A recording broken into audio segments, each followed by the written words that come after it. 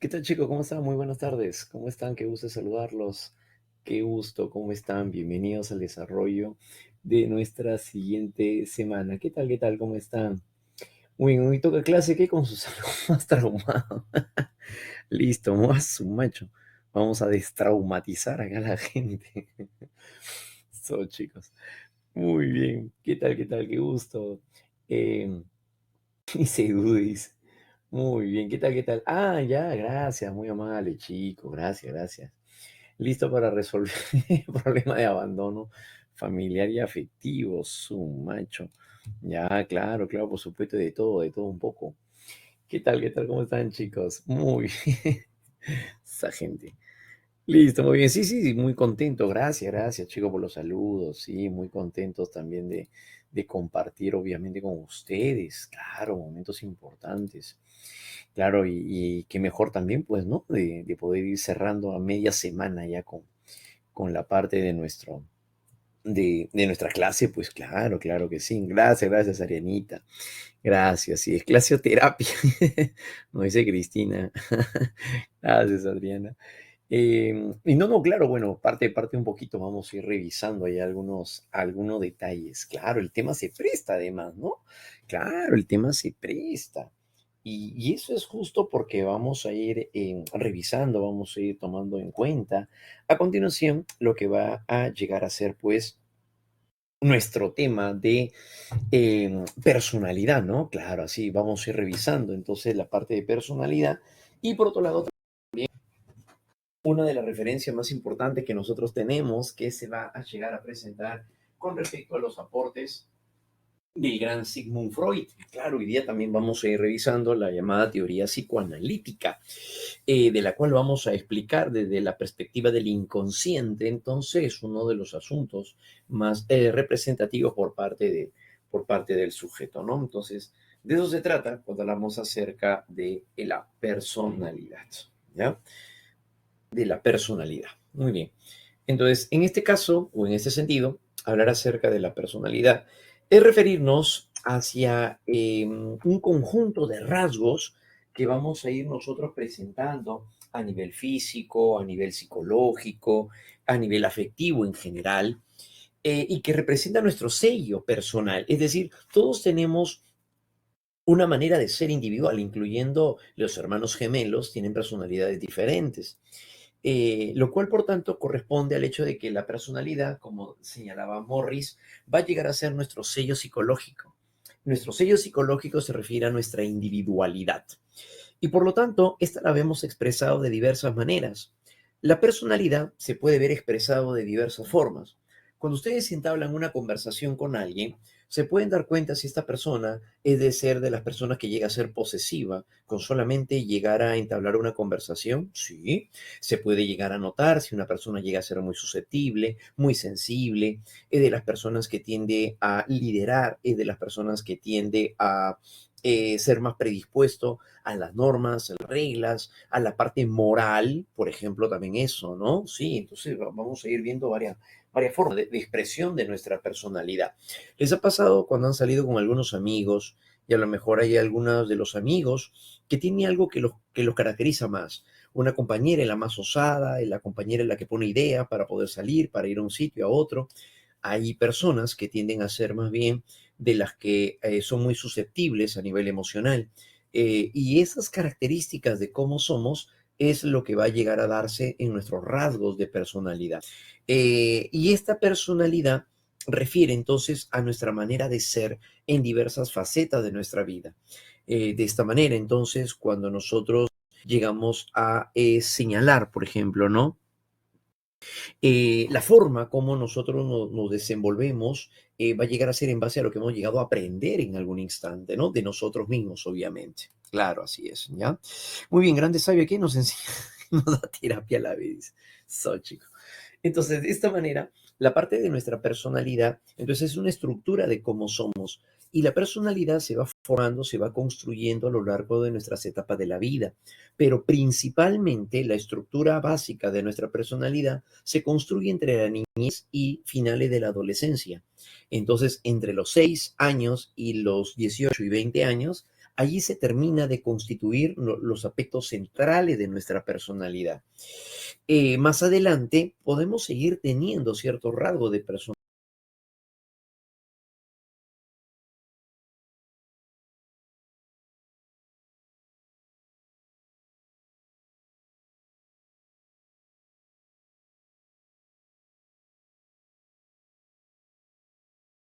Que prefiero estar solo que mal acompañado. Eso es producto de tus experiencias de vida. Entonces, las experiencias que hayas tejido finalmente terminan moldeando un esquema mental que finalmente rige tu comportamiento. Entonces, la personalidad está íntimamente ligada hacia estas expresiones. ¿Bien? Por ello, entonces, etimológicamente, hablar acerca de personalidad es referirse a un concepto llamado sopón, que en griego significa máscara teatral. Y lo que sucede es que al momento de llamarlo así, una máscara teatral, se le llama así porque en la antigua Grecia se llegaban a utilizar máscaras que representaban el contenido, el conocimiento, máscaras que representaban personajes dentro de una obra. Entonces, los rasgos que van presentando los sujetos, los individuos, las personas, en cuanto a un personaje, mejor dicho, son las que van a verse representados a través de una máscara. Entonces, la máscara era lo que se utilizaba para poder representar las características de un personaje, ¿no? Claro. Y esto es lo que caracteriza en sí la personalidad, en sí diversas facetas de nuestra vida. Las máscaras se refiere la forma de actuar que nosotros tenemos en diversas facetas de nuestra vida. Por eso entonces la personalidad metafóricamente estaría constituida por máscaras que exhibimos en diferentes facetas de nuestra vida. Lo que somos, lo que queremos ser, lo que aparentamos ser, lo que los demás ven o lo que las personas quieren ver de nosotros. Entonces, eso implicaría las diversas formas de expresión. Si a lo mejor en algún momento nos damos cuenta de que a lo mejor, ¿cómo es que somos frente al ser amado? Somos de las personas que trata de dar lo mejor de sí, una persona que se entrega demasiado. ¿Cómo somos con la pareja? ¿Cómo somos con los amigos? ¿Cómo somos con la familia? Las diversas maneras en la cual nosotros nos expresamos, nos desenvolvemos de alguna manera, pues lo vemos notorio justamente también en estos rasgos de personalidad. Y la manera de ser que nosotros tenemos se puede ver expresada en diversas maneras, como decíamos hace un instante, incluida la escritura. Han de saber que se puede llegar a sacar un perfil de personalidad a través de la escritura. ¿Eso qué significa? La llamada grafología, la cual llega a realizar un estudio de la personalidad basada únicamente en la escritura. Eso, por ejemplo, lo suelen utilizar bastante los psicólogos forenses. Claro, ¿no? Entonces pueden notar si una persona tiene una tendencia depresiva, si ha llegado a presentar también o la persona llega a desarrollar un comportamiento disfuncional en el ámbito moral, de las personas que tiende a mentir, a manipular, busca la autoridad. Eso se ve en la escritura también. Como por ejemplo también en los dibujos. ¿Han notado ustedes que también se han pasado alguna vez por una evaluación psicológica? Los hacen dibujar. Claro, ¿no? Entonces, los dibujos, ¿para qué son? No es para hacer obra, ¿no? No, los dibujos son para poder explorar también la personalidad. Claro, entonces los pacientes, al momento de reflejar en un papel una familia, un árbol, una casa, una persona bajo la lluvia, ya todos esos dibujos van a llegar a ser proyección de nuestra personalidad. Claro, ¿no? Y es por eso que los psicólogos, al momento de revisar todo ello, entonces uno hace una interpretación y en los dibujos se puede encontrar mucha información valiosa. Se puede notar si el paciente ha llegado a tener intento de suicidio, si ha llegado a pasar por una violación sexual, si es que la persona ha llegado a presentar alguna enfermedad como anorexia, bulimia, entre otras, ¿no? Claro, ¿no? Entonces, eso, por ejemplo, eso es lo que va a llegar a darse, ¿no? Claro, entonces, la forma como se presenta la interpretación de las figuras en sí tienen entonces un significado bastante particular. ¿Y es por qué? Porque los dibujos son una proyección en sí de nuestra personalidad, cuando en verdad, pues, hay varios elementos que se toman en cuenta, ¿no? Para esto. ¿Ya? Muy bien, chicos. Entonces eso se refiere, ¿no? Si no dibujos del piso. Claro, es un clásico, ¿no? El dibujo del hombre bajo la lluvia, ¿no? Claro, sí. Y en ese sentido, entonces, la personalidad se refleja de esa manera, claro. Obviamente que también se pueden ver rasgos muy importantes en la conversación, en la entrevista, en la interacción social que se tiene con con la persona. Claro, ¿no? Si tienes una pareja, claro, pues no le vas a tomar un té de psicológico, ¿no? Aunque no estaría mal, pero claro, no, no sé, amorcito, sí, a ver, acá dibuja una casa, ¿no? Me dibuja un hombre bajo la lluvia, no, pues, nada, claro, pero sí se pueden sacar cierto rasgo de personalidad al momento de interactuar con el ser amado, ¿no? Claro, ¿no? Entonces, eso, por ejemplo, tiene que ver dentro de la manera como se llega a establecer, ¿ya? Y en ese sentido, es bastante interesante, sobre todo los datos que nos pueden llegar a presentar, ¿no? Claro, entonces, la manera como nos ajustamos y cómo los rasgos de personalidad van cambiando, se debe también a las experiencias que tenemos en el medio social y, por otro lado, los estilos de crianza y múltiples otros datos también, ¿no? Entonces, todo eso refleja quiénes somos al final, ¿no, muchachos? Eso vendría a ser entonces cuando hablamos acerca de rasgos de la personalidad. Un detalle muy importante que vamos a llegar a presentarlo, pues, en ese sentido, ¿no? Claro. Listo, ¿quieres hacer qué? Eso con la... Ah, ya, correcto, ¿no? Hay que sufrir para aprender, claro, efectivamente, ¿no? Claro. Entonces, la parte de la vivencia, mejor dicho, más que sufrir, es llegar a tener diversas experiencias. Claro, y las experiencias pueden ser gratas, como también pueden ser decepcionantes, ¿no? Pero depende, ¿no? Entonces, de todo hay, de todo hay. Pero en base a todo eso, uno va construyendo su personalidad. Claro, por eso es que mientras más vivencias puedas llegar a presentar, la experiencia que pueda hacer el compartir con otras personas, te permite también conocerte a ti mismo, ¿no? Y ir definiendo cuáles vienen a ser nuestros rasgos más significativos.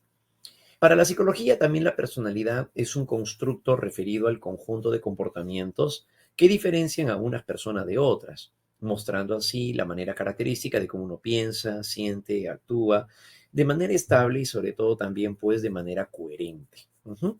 Entonces, los rasgos de la personalidad tienen un sentido muy importante porque nos permite sobre todo señalar las maneras como vamos ajustando hacia nuevas situaciones, y ese va a llegar a ser uno de los planos más importantes, sobre todo, ¿no? De nuestra vida. Entonces, en ese sentido,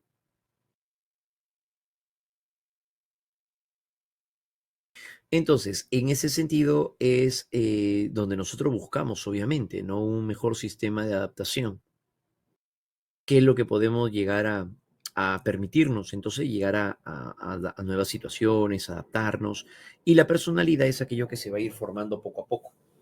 Claro, ¿no? Entonces, la personalidad se va construyendo poco a poco. Y eso es lo que va a ir estableciendo nuestra manera de ser. Uno de los primeros factores, a ver, ¿por qué? ¿Qué característica hace que nosotros seamos como somos? Factores de la personalidad. Vamos entonces a revisarlo también a continuación, ¿no? En este caso, cuando hablamos acerca de factores de la personalidad, tenemos un valor muy importante que va a llegar a ser lo biológico, ¿no? Vamos a lo biológico. En cuanto a lo biológico, tenemos a continuación a la herencia. Esto que vamos a señalar a continuación calza muy bien con lo que ya habíamos expresado en algún momento respecto,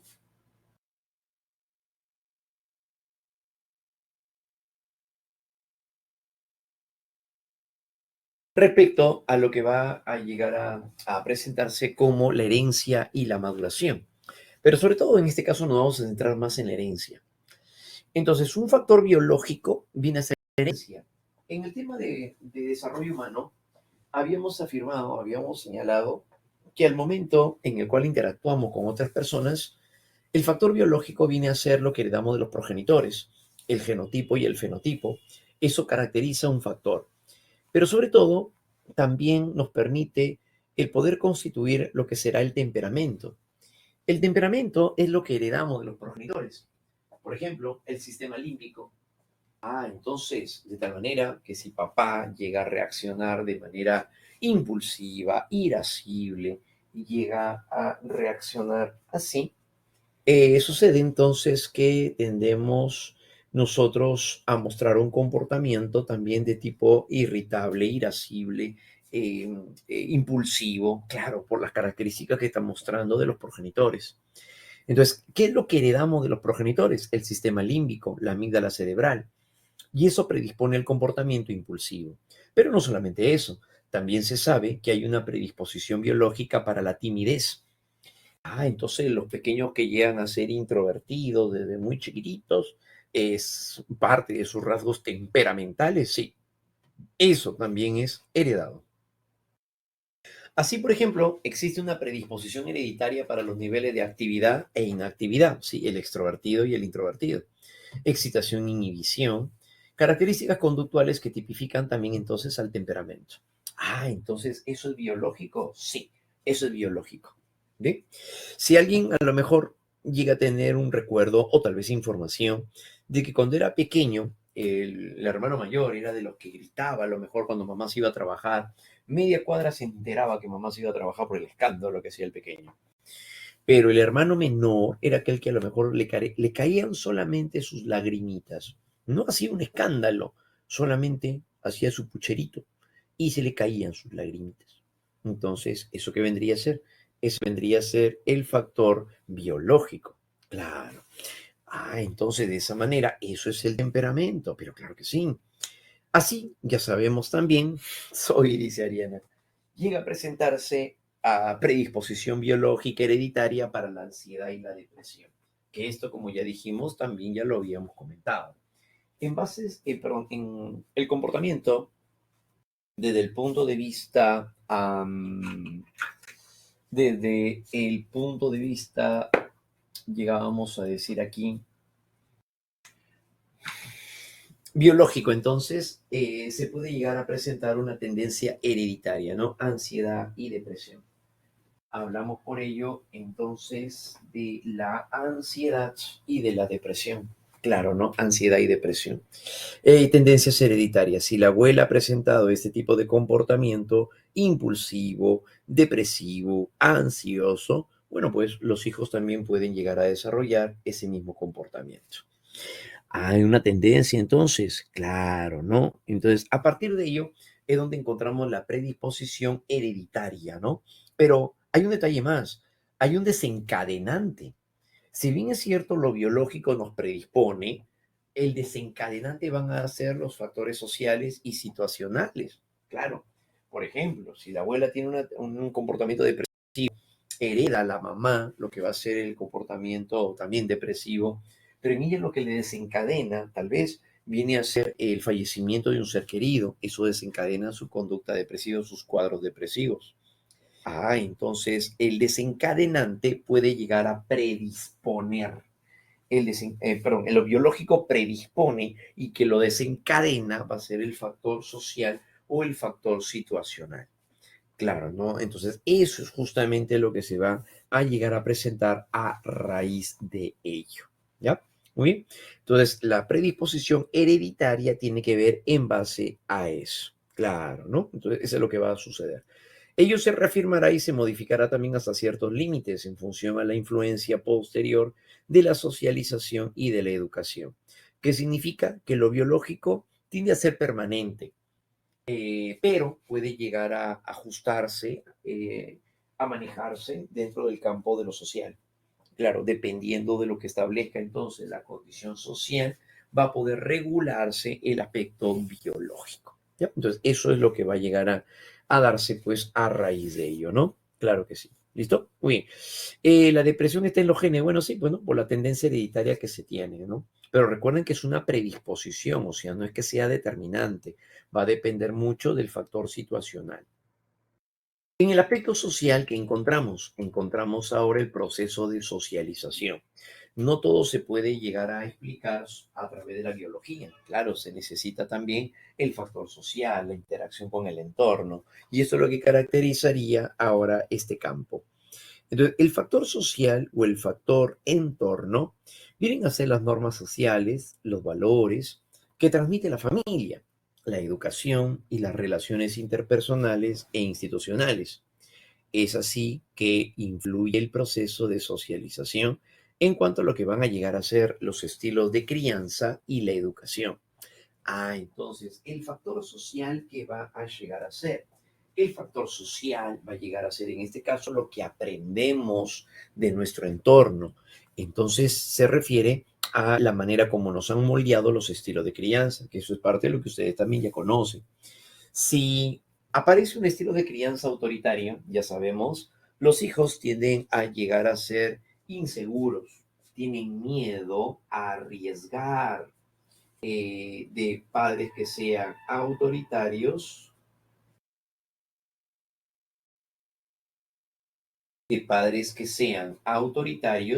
los hijos tienden a ser rebeldes o sumisos, como ya lo habíamos referido también en su momento, ¿no? Los hijos tienden a ser rebeldes o sumisos. Estilo de crianza. En un estilo de crianza que va a llegar a ser más bien, en un estilo de crianza, decíamos, donde el individuo va a llegar a ser, o los padres, perdón, van a ser permisivos. Entonces los hijos tienden a ser muy conformistas. Claro, en un estilo de crianza donde los padres son muy permisivos, los hijos tienden a ser muy conformistas. Y al momento de llegar a decir que van a llegar a ser conformistas, se refiere a que los padres, como han llegado a satisfacer tanto sus necesidades, entonces los hijos ya no se ven en la obligación de tener que esforzarse más para lograr otras cosas. Se conforman con lo que ya les dieron y se quedan hasta con eso.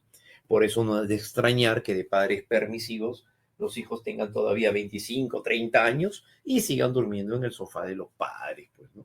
Claro, ¿no? ¿Por qué? Porque no hay mayor esfuerzo si ya lo tienen todo. Hay un comida caliente todos los días y un techo donde dormir. Entonces, ¿para qué más, no? Entonces, eso tiende, los padres permisivos tienden a generar hijos conformistas. Desadaptados también, obviamente, ¿no? Es una manera de desadaptación que va a llegar a presentar. Pero el mejor estilo de crianza al que han recibido el chico o chica sabia va a ser un estilo de crianza que va a ser más bien democrático. Evalúa las situaciones, toma decisiones, les han dado responsabilidades. Oye, todo eso juega entonces también un rol muy importante. Claro, por supuesto que juega de esa manera también un rol muy importante, ¿no? Claro, porque es a través de eso donde los individuos se llegan a acomodar, se adaptan de una manera, sobre todo también bastante singular, ¿no? Claro. Entonces es allí donde le damos un fuerte valor hacia este campo, ¿no? Entonces el factor social es ese, ¿no? Son las normas que en las cuales nosotros vamos manejando, obviamente, en nuestro sistema de adaptación, sobre todo también. Entonces, es aquí donde adoptamos un fuerte sentido también de responsabilidad, claro. Nos acomodamos a nuevas situaciones y nos adaptamos así. Por otro lado, en el autodeterminación situacional, ¿qué pasa ahora en el caso de la autodeterminación situacional? En cuanto a la autodeterminación situacional, tenemos lo que va a llegar a ser los eventos fortuitos. Son eventos circunstanciales que también llegan a impactar en el desarrollo de la personalidad. ¿Esto a qué se refiere? Como por ejemplo, en la autodeterminación situacional, ¿no? Vinculado con la historia personal y la historia individual del sujeto, son eventos circunstanciales. Como por ejemplo, en este caso se refiere, por ejemplo, al fallecimiento de un ser querido, el desencadenamiento de la pandemia. Eso también, claro, pero por supuesto, ¿no? El desencadenamiento de la pandemia viene a ser también otro elemento crucial en este caso. Entonces, la pandemia tiene un sentido muy importante también en este caso, ¿no? Entonces, la autodeterminación situacional. Están vinculados entonces con la historia individual del sujeto, participa allí también en la construcción del autoconcepto. Y hablar acerca de la construcción de un autoconcepto viene a ser la formación de quienes somos. Aquí, por ejemplo, un factor situacional sería la crisis económica. Cuando papá a lo mejor estuvo en época de pandemia, llegó a trabajar hasta cierto tiempo, a lo mejor, ¿por qué? Porque tuvo que salir de la empresa donde estaban trabajando porque estaban haciendo reducción de personal. Cuando esto sucede, cuando esto ocurre, le pide al hijo de 15 años que lo acompañe al terminal pesquero para hacer compras y comenzar a lo mejor pues a preparar para ir a la casa. Y el muchacho de los 15 años tiene recuerdos ahora de que hubo una época donde se levantaba a las 5 de la mañana, se iba con papá muy tempranito al pesquero, bien abrigados, y traían cosas obviamente también para la casa o para vender tal vez a los vecinos, ¿no? Vender comida, ya que no se podía tener pues restaurante, no se podía salir. Y a lo mejor a partir de esto es donde el muchacho de 15 años va a ir formando un carácter también. Claro, ¿no? Oye, pero le tuvo que pasar eso para que supiese a partir de esto cómo es que papá tiende a buscar solucionar problemas. Claro, ¿no? En el camino, papá a lo mejor le decía, ante los problemas siempre hay que buscar el dar solución. Si nos lamentamos acerca de los problemas, los lamentos no solucionan nada. Entonces hay que buscar respuestas y para eso también es importante hacer esto, aquello, lo otro. Entonces, el hijo de 15 años vive en carne propia lo que es tener que afrontar la crisis. Y eso le permite valorar ahora lo que tiene, le permite valorar lo que hace. Entonces, ese evento, ese acontecimiento, es exactamente probable que no lo vaya a olvidar el resto de su vida. Claro, solo cuando sea adulto, algún momento recordará que a sus 15 años se acompañó a papá al mercado en un momento en el trabajo. Entonces, ese factor situacional impacta, influye para poder llegar a formar eso, ¿no? Lo que es la personalidad. Papá entonces le dice, en algún momento vamos a salir de esto. Sí, no va a ser pandemia, no va a ser eterna, pero cuando salgamos de esto, algo que tú vas a recordar el resto de tu vida es que siempre debemos ante los problemas hacer frente. Y a lo mejor papá inculca eso a su hijo. Y en la experiencia cotidiana, en la vida cotidiana, el hijo comienza a darle ese valor que papá le llegó a presentar. Entonces, la autodeterminación situacional va enfocado hacia ello, ¿no? Está correspondiendo entonces a los eventos circunstanciales que nos tocan vivir de alguna manera, en algunos casos buenas, en algunos casos malas, pero sobre todo también ayuda a la formación de la personalidad. Claro, ¿no? Situaciones que impactan un accidente, dijimos ya, el fallecimiento de un ser querido, el bullying, por ejemplo, que hayan experimentado o haya pasado por el bullying, eh, una decepción amorosa, por ejemplo, eso, ¿no? Una decepción amorosa. Yo no pensé que me iban a engañar 3 veces. La primera vez con mi mejor amigo, la segunda vez fue con mi primo y la última fue con mi hermano. ¿Qué? Yo pasé por todo eso, sí. No pensé que eso me iba a ocurrir en algún momento, pero sin embargo me tocó vivir ese trauma amargo. Ya, eso vendría a ser una determinación situacional. Pero a partir de eso yo aprendí más bien quiénes son las personas que están a tu lado, en quién puedes aprender a confiar, en quién no, y ese tipo de cosas. Hay experiencias entonces que nos enseñan, claro, como dice un conocido refrán, quien no tiene heridas de guerra no ha batallado realmente. Y es justamente lo que se ve expresado acá, ¿no? Entonces las personas van a llegar a tener diversas situaciones. Claro, ¿no? Entonces las heridas son las que nos enseñan justamente a recordar momentos. Las heridas nos permiten recordar momentos que hemos batallado, que hemos afrontado en algún instante, ¿no? Claro, así es. Ser traumado, ser traumado. ¿Cómo que ser traumado? Eso vendría a ser entonces un elemento dentro del ámbito situacional. Muchachos, eso vendría a ser. Pero por otro lado también tenemos los componentes de la personalidad, claro, ¿no? Y en los componentes de la personalidad tenemos al llamado temperamento y el carácter. Vamos al temperamento y al carácter. El temperamento, el temperamento se nos muestra, se nos presenta de manera innata. Ese es el temperamento. El temperamento es la constitución física, biológica. Eso es el temperamento, es lo innato. Es la base biológica de la personalidad, sí. Aquí donde está en el temperamento el genotipo y el fenotipo. Sí, ese es el temperamento. El temperamento también es la constitución física. Si eres alto, delgado, bajito, gordito, eso es el temperamento.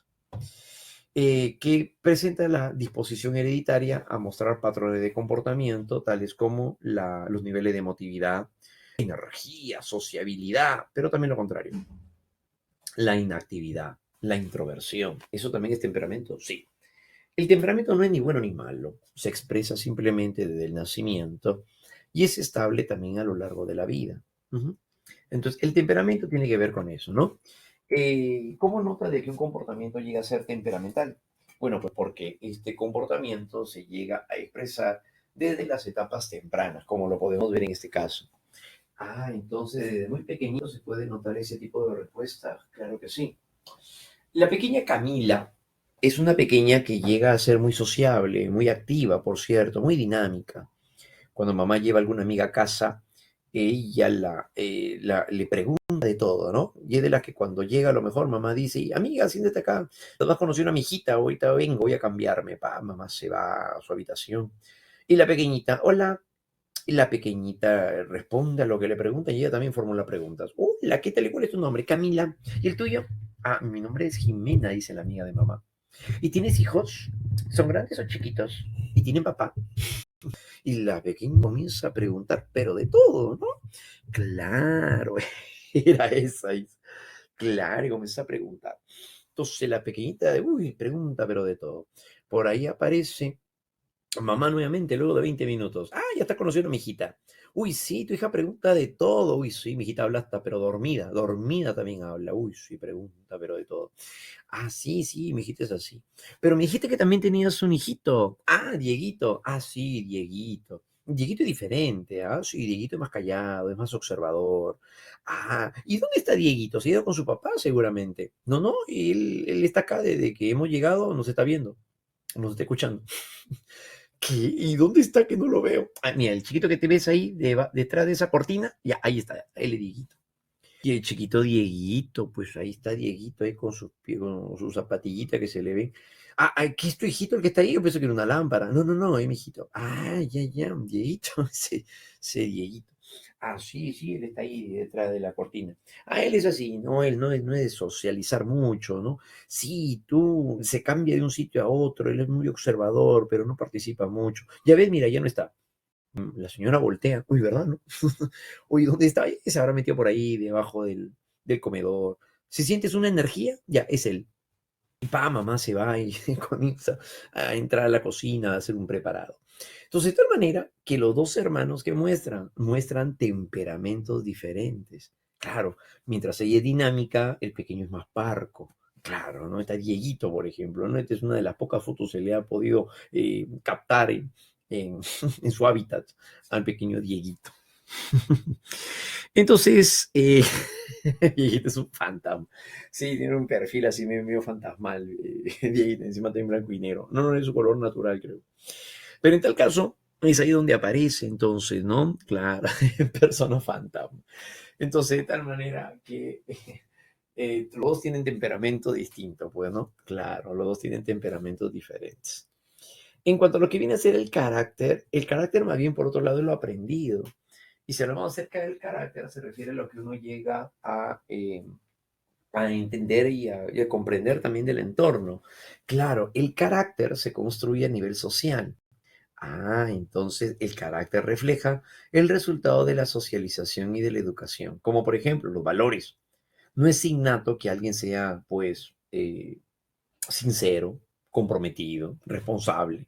No, los valores morales se aprenden.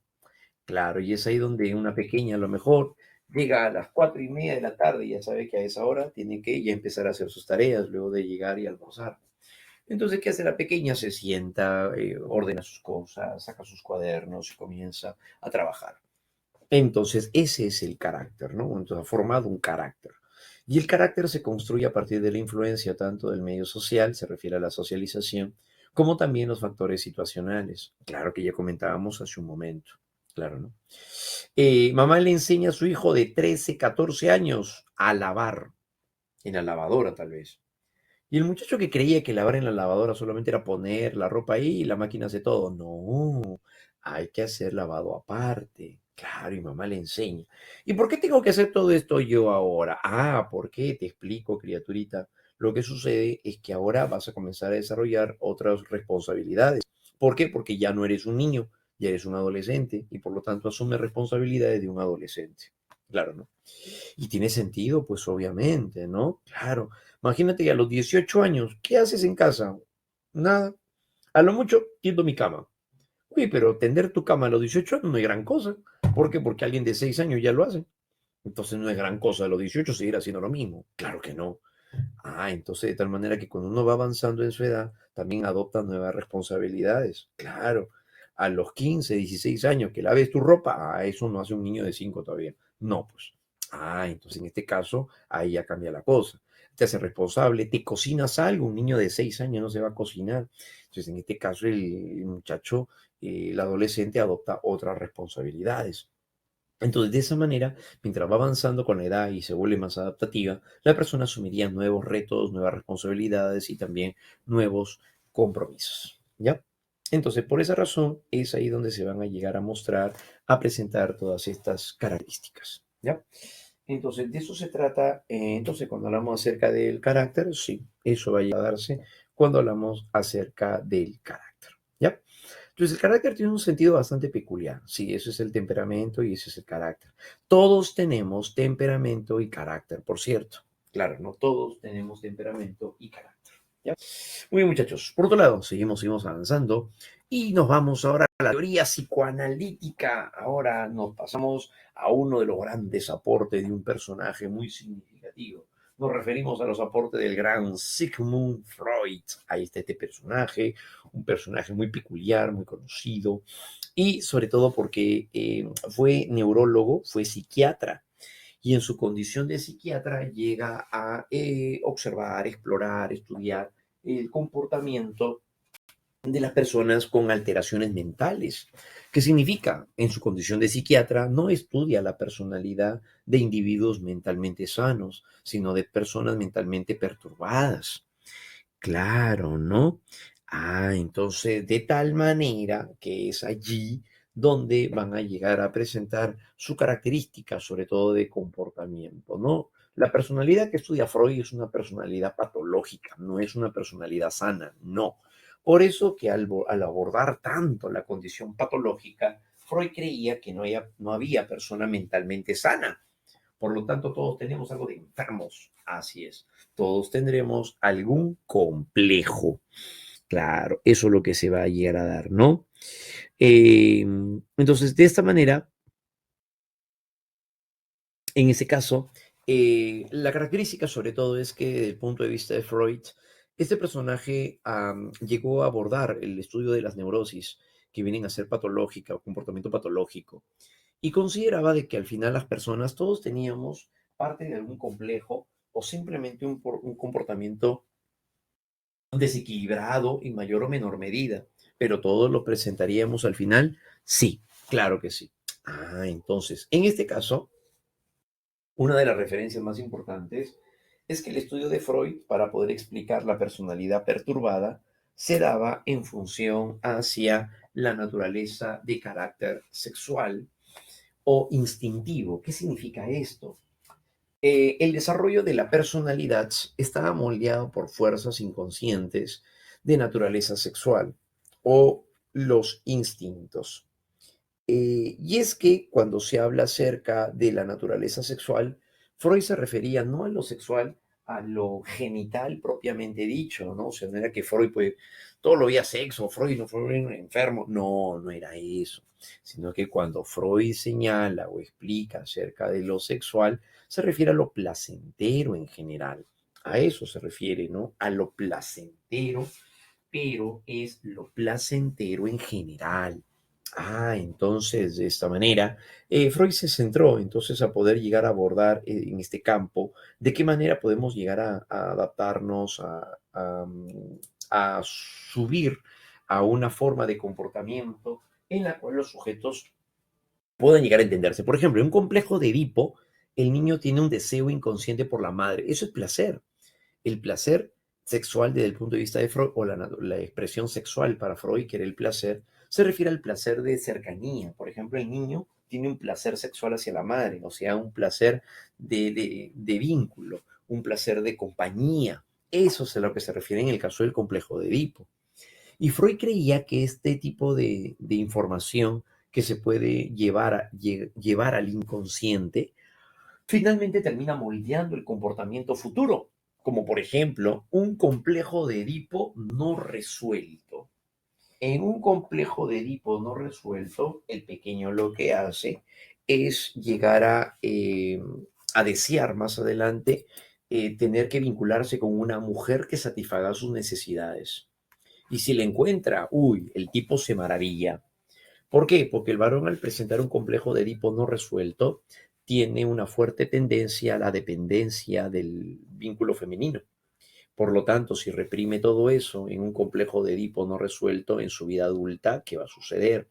Es de las personas que va a llegar a tender más bien a vincularse sentimentalmente con personas que satisfagan sus necesidades. Y a lo mejor llega a la universidad este muchacho y en una de esas el muchacho le dice, me duele la cabeza. Una de las chicas a lo mejor es la que dice, ay, te duele la cabeza, no puede ser, mira, voy a comprar algo mejor a la farmacia para que te pase de una vez. Se va a la farmacia, compra algo, regresa. Mira, te toma esto, eso se va a pasar, pero de inmediato. Y la chica al uno le da, y el muchacho al poco tiempo, oye, ¿verdad? Efectivamente, no, ya no siento dolor de cabeza. Oye, genial, ¿no? El varón va conociendo a una chica que para él le comienza a deslumbrar.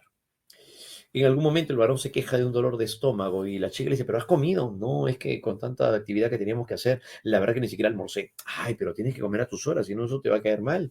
Ay, otra vez te viene a pasar lo mismo. Déjalo. Voy a comprar un frugos y un alfajor y te lo traigo. Pum, la chica va, resuelve las situaciones, regresa. ¡Pam! Ya está, aquí está, pum. Oye, de tal manera que el varón a ella sí le parece naturalmente atractiva. ¿Se enamora de una muchacha? Sí, sí. ¿Pero por qué? Porque en su complejo edípico él necesita que lo atienda. En su complejo edípico él necesita depender de alguien que satisfaga sus necesidades. Y se engancha con una chica que le encanta satisfacer las necesidades de los demás, entonces se presenta una relación sentimental a partir de un complejo, sí. Por eso Freud decía, todos tenemos algo de enfermos. Así es el uno. Entonces a partir de eso, sí, enganchó psicológicamente con esa persona. A la final es, ¿cuáles vendrían a ser tus necesidades? ¿De qué necesitas? Probablemente si encuentras a alguien que pueda calzar con satisfacer esas necesidades, a lo mejor engancha psicológicamente. ¿En serio? ¿Eso puede pasar? Claro que sí. Dependiendo de los complejos que uno haya formado. Porque a la final es para Freud, por eso te decía, todos tienen un complejo. No hay personas mentalmente sanas, no, todos tienen entonces un complejo. ¿Ya? Eso va a pasar. Y considero que la personalidad se forma y se desarrolla desde la infancia y a partir de ciertos conflictos inconscientes. O sea que las experiencias que nosotros tenemos en nuestras etapas de la vida influyen obviamente para nuestra personalidad en el futuro. ¿Ya? Muy bien, chicos, de esa manera, ¿no? Y Freud nos refiere también, por cierto, acerca de los instintos. Los instintos van a ser los elementos básicos de la personalidad, fuerzas motivacionales internas que impulsan y mantienen la conducta, nombrándolo Freud a eso pulsiones. Entonces, cuando hablamos acerca de las pulsiones van a llegar a tener un sentido bastante valioso, ¿sí? Eso que van a llegar a ser los instintos, ¿no? Son los elementos básicos de la personalidad, fuerzas motivacionales internas que impulsan y mantienen la conducta en sí. Entonces, ¿a qué nos referimos cuando hablamos acerca de los impulsos? Nos referimos al eros, y nos referimos al tánatos, el instinto de vida y el instinto de muerte. Esta fuerza relaciona la necesidad del organismo también con los deseos de la mente. Como por ejemplo el niño que tiene un complejo de Edipo, presentará un deseo inconsciente hacia la madre. Considero además que los intereses y las actitudes del hombre son desplazamientos de los instintos hacia nuevos objetos. Claro, ¿no? El enojo se desplaza del llanto al grito y del grito también hacia la destrucción. Entonces, al momento de presentar un comportamiento patológico, podemos llegar a ir mostrando también parte de este comportamiento, de esta expresión. Entonces el inconsciente tiene un valor altamente significativo, pues, a partir de eso, ¿no? ¿Sí? Entonces, la teoría explicativa de la personalidad. A eso nos referimos cuando hablamos acerca de la personalidad. ¿Ya? Muy bien, entonces la teoría explicativa de la personalidad tiene una versión muy peculiar y sobre todo también, pues así, muy interesante. ¿Ya? Teoría explicativa de la personalidad. Teoría explicativa, decíamos, de la personalidad. ¿Ya? Muy bien, muchachos. Entonces, a eso se refiere, ¿no? Vamos a ver cuáles son estos impulsos, entonces. El eros y el thanatos. El eros. el eros. Se le llama instinto de vida. ¿Y esto qué viene a ser? Es la fuerza instintiva que mantiene la supervivencia, es lo que nos motiva a beber, comer, dormir o incluso la actividad sexual. Entonces, un pequeño que se levante en la madrugada a lactar está impulsado por el eros, claro, porque el momento de llorar para lactar es lo que va a mantener su supervivencia. Entonces se orientan hacia el crecimiento y hacia el desarrollo también, ¿sí? Ahí lo vemos, ¿no? Entonces se orientan hacia el crecimiento y también dijimos hacia el desarrollo. Y es uno de los aspectos cruciales que se van a llegar a mostrar en este caso. Entonces, el eros, eso sería el eros, el instinto de vida. Pero también sucede que la energía psíquica a la que Freud hacía alusión, a la que llama la libido, que es la energía sexual, la libido o energía sexual, la energía se mantiene en los instintos. Esta energía libidinal es la que van a llegar a mostrarse como una situación placentera. La energía psíquica que manifiestan los instintos es la libido, la energía sexual. Por ejemplo, la pequeña siente placer cuando come sus fresitas. Ese placer es la libido, la energía sexual, la cual puede este placer también unirse o quedarse permanentemente vinculado hacia un elemento, un objeto, a lo que Freud le llamó catexia. Entonces, si la pequeña siente placer al comer las fresas quedan catectizadas por la niña. Si el pequeño siente placer por la compañía de la madre es la que queda catectizada. Entonces a eso se refiere. Un niño puede presentar el deseo de compañía hacia la madre, quedando ella catectizada, dijimos, por sus pulsiones. El instinto de vidas que Freud consideraba más importante para la personalidad es el sexo, claro, ¿no? Y el cual pues lo definía, ¿no? También en términos muy amplios, claro que sí. Ella aparecerá en cuanto a lo que es la libido, ¿no? O la energía sexual. Entonces, la forma de energía psíquica, la cual se manifiesta a través de los instintos de vida que impulsa a una persona a conductas o pensamientos placenteros, esa es la libido o la energía sexual. El término libido, recuerden, va a llegar a ser energía sexual. No se refiere entonces al hecho de llegar a presentar en la energía sexual, no se refiere al hecho de presentar solamente el placer genital, ¿no? No, sino se refiere al placer en general.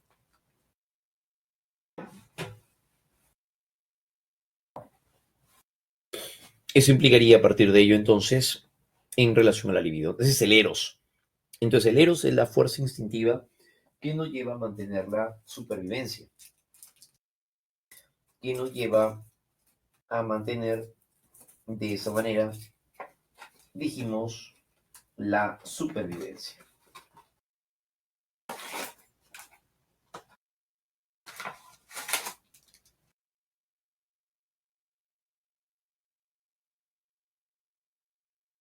Pero por otro lado también tenemos al tánatos. Este se conoce como el impulso o instinto de muerte.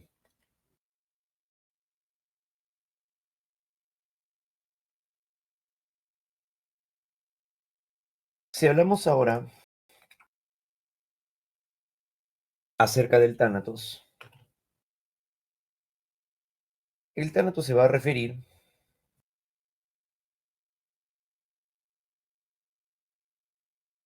a los impulsos destructivos, como por ejemplo en una discusión.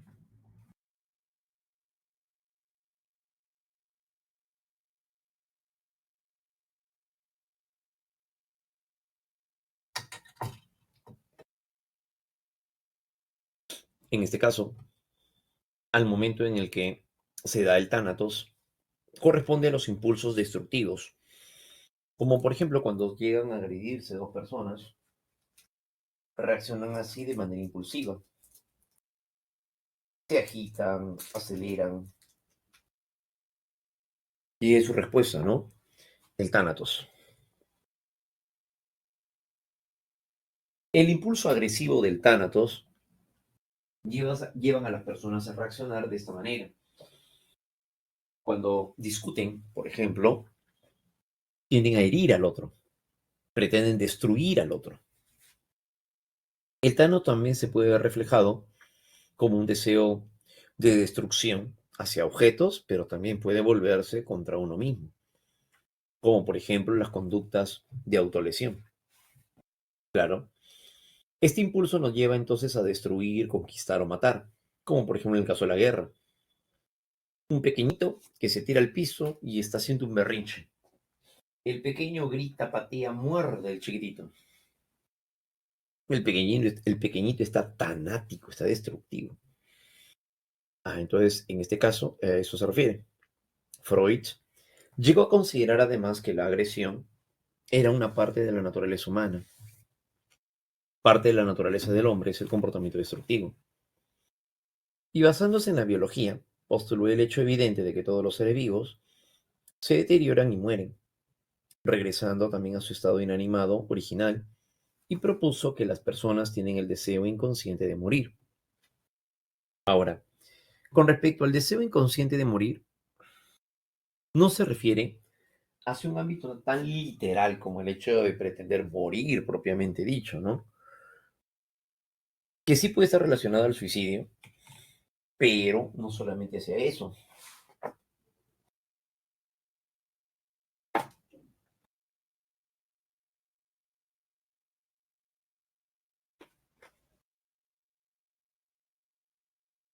Las conductas de autolesión son manifestaciones del yo, del tánatos contra el yo.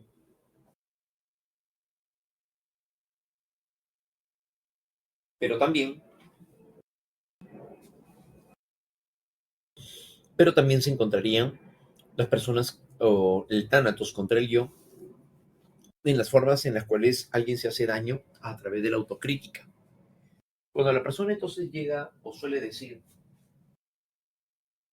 yo no deseaba esto, no quería esto para mí, no me merezco nada, soy bueno para nada, etcétera, etcétera, etcétera, ya lo que está expresando es justamente el tánatos.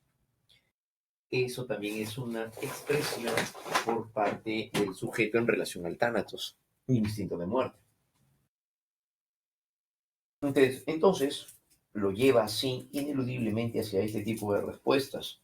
Claro, ¿no? De eso se trata, ese es el tánatos. Una persona termina una relación de pareja, pero como no lo supera, revive los videos, pone otra vez las canciones que los identificaron, comienza a revisar nuevamente las notitas. Oye, pero ya pasó eso. Sin embargo, la persona no lo suelta.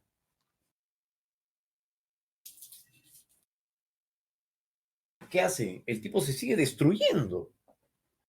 El tipo se sigue destruyendo al recordar todos esos momentos. Eso es el tánatos contra el yo. Sí. Ese es el tánatos contra el yo. Entonces se sigue agrediendo. ¿Cómo es posible? Mientras ahora yo me lamento, seguramente ella estará feliz en otros brazos. Y eso se da, sí, pues. Eso ocurre, ¿no? Entonces, de tal manera que ese es el tánatos también contra el yo. Sabe la persona que eso le puede estar haciendo daño y aún así sigue con lo mismo. El tánatos contra el yo. A eso se refiere, ¿no? Muy bien. Pero por otro lado, vámonos ahora. El estudio de la primera tópica de Freud.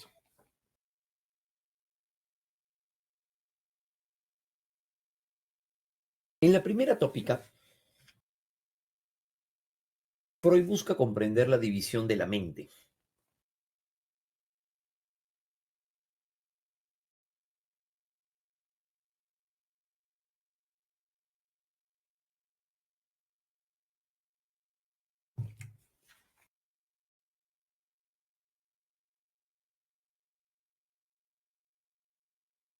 La cual llegó a considerar que la mente se divide en tres partes: el consciente, el preconsciente y el inconsciente. Sobre todo este último, el inconsciente, es el que tiene un valor altamente significativo.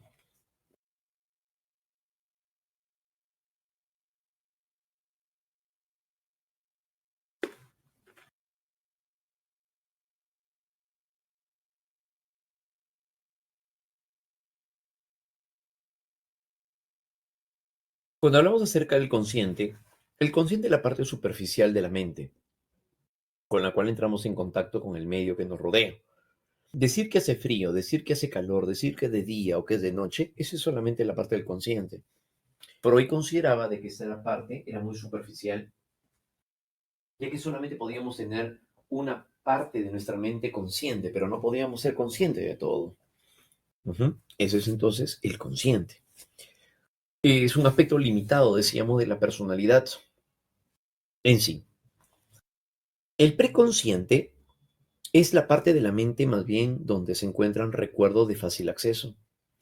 Como por ejemplo, cuando ustedes llenan una ficha, sus datos personales, al llenar en una ficha sus datos personales, están llegando a presentar el preconsciente.